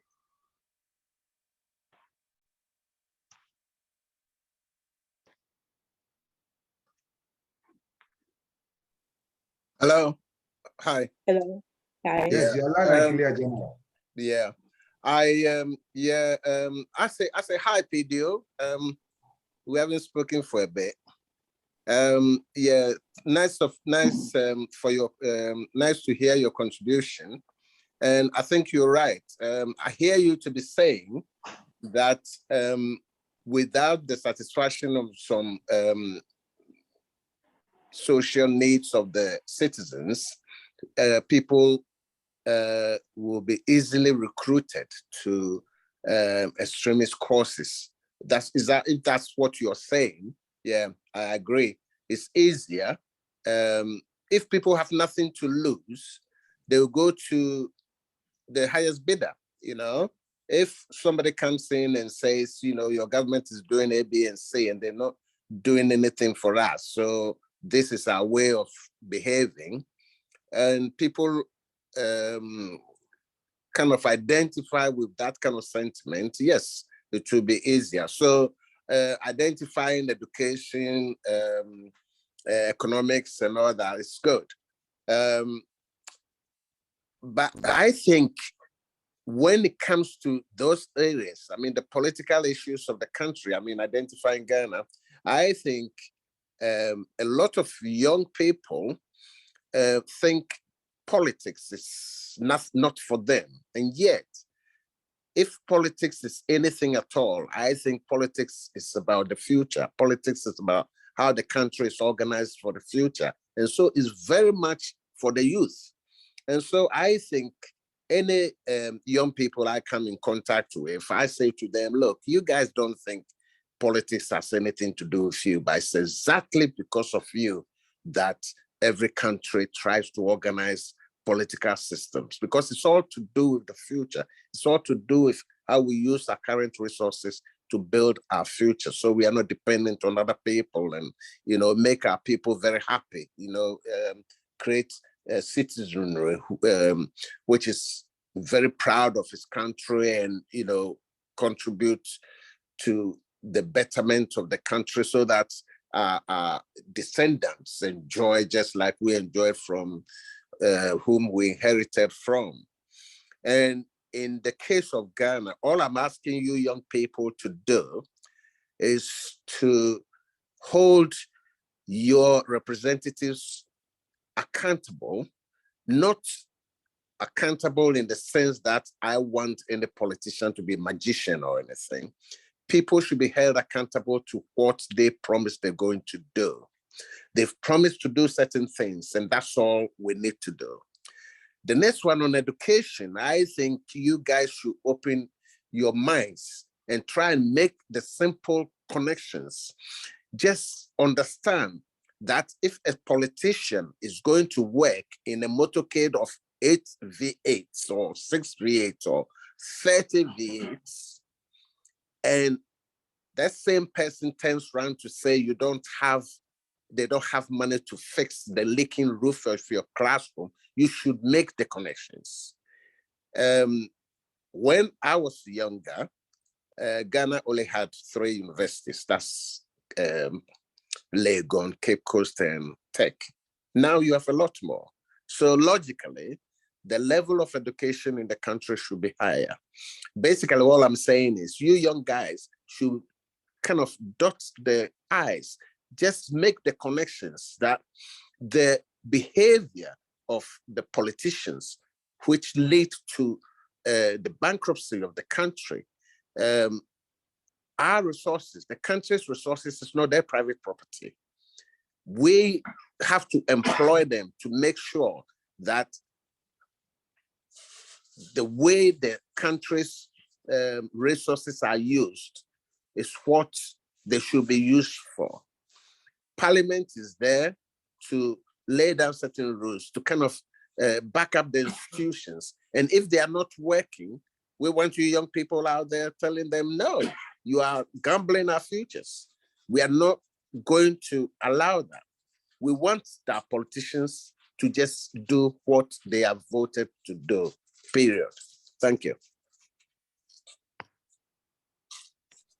Thank you, General Nsiah, for your contribution to the topic, to the question, sorry.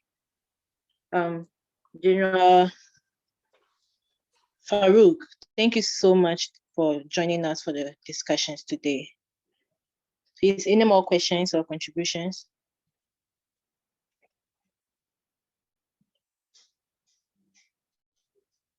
Okay, so we've come to the end of the discussion.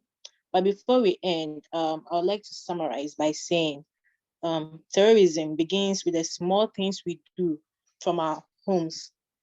And we must begin to love each other, support each other, abhor political segregations, xenophobism, and be careful of our political conversations for the freedom we want.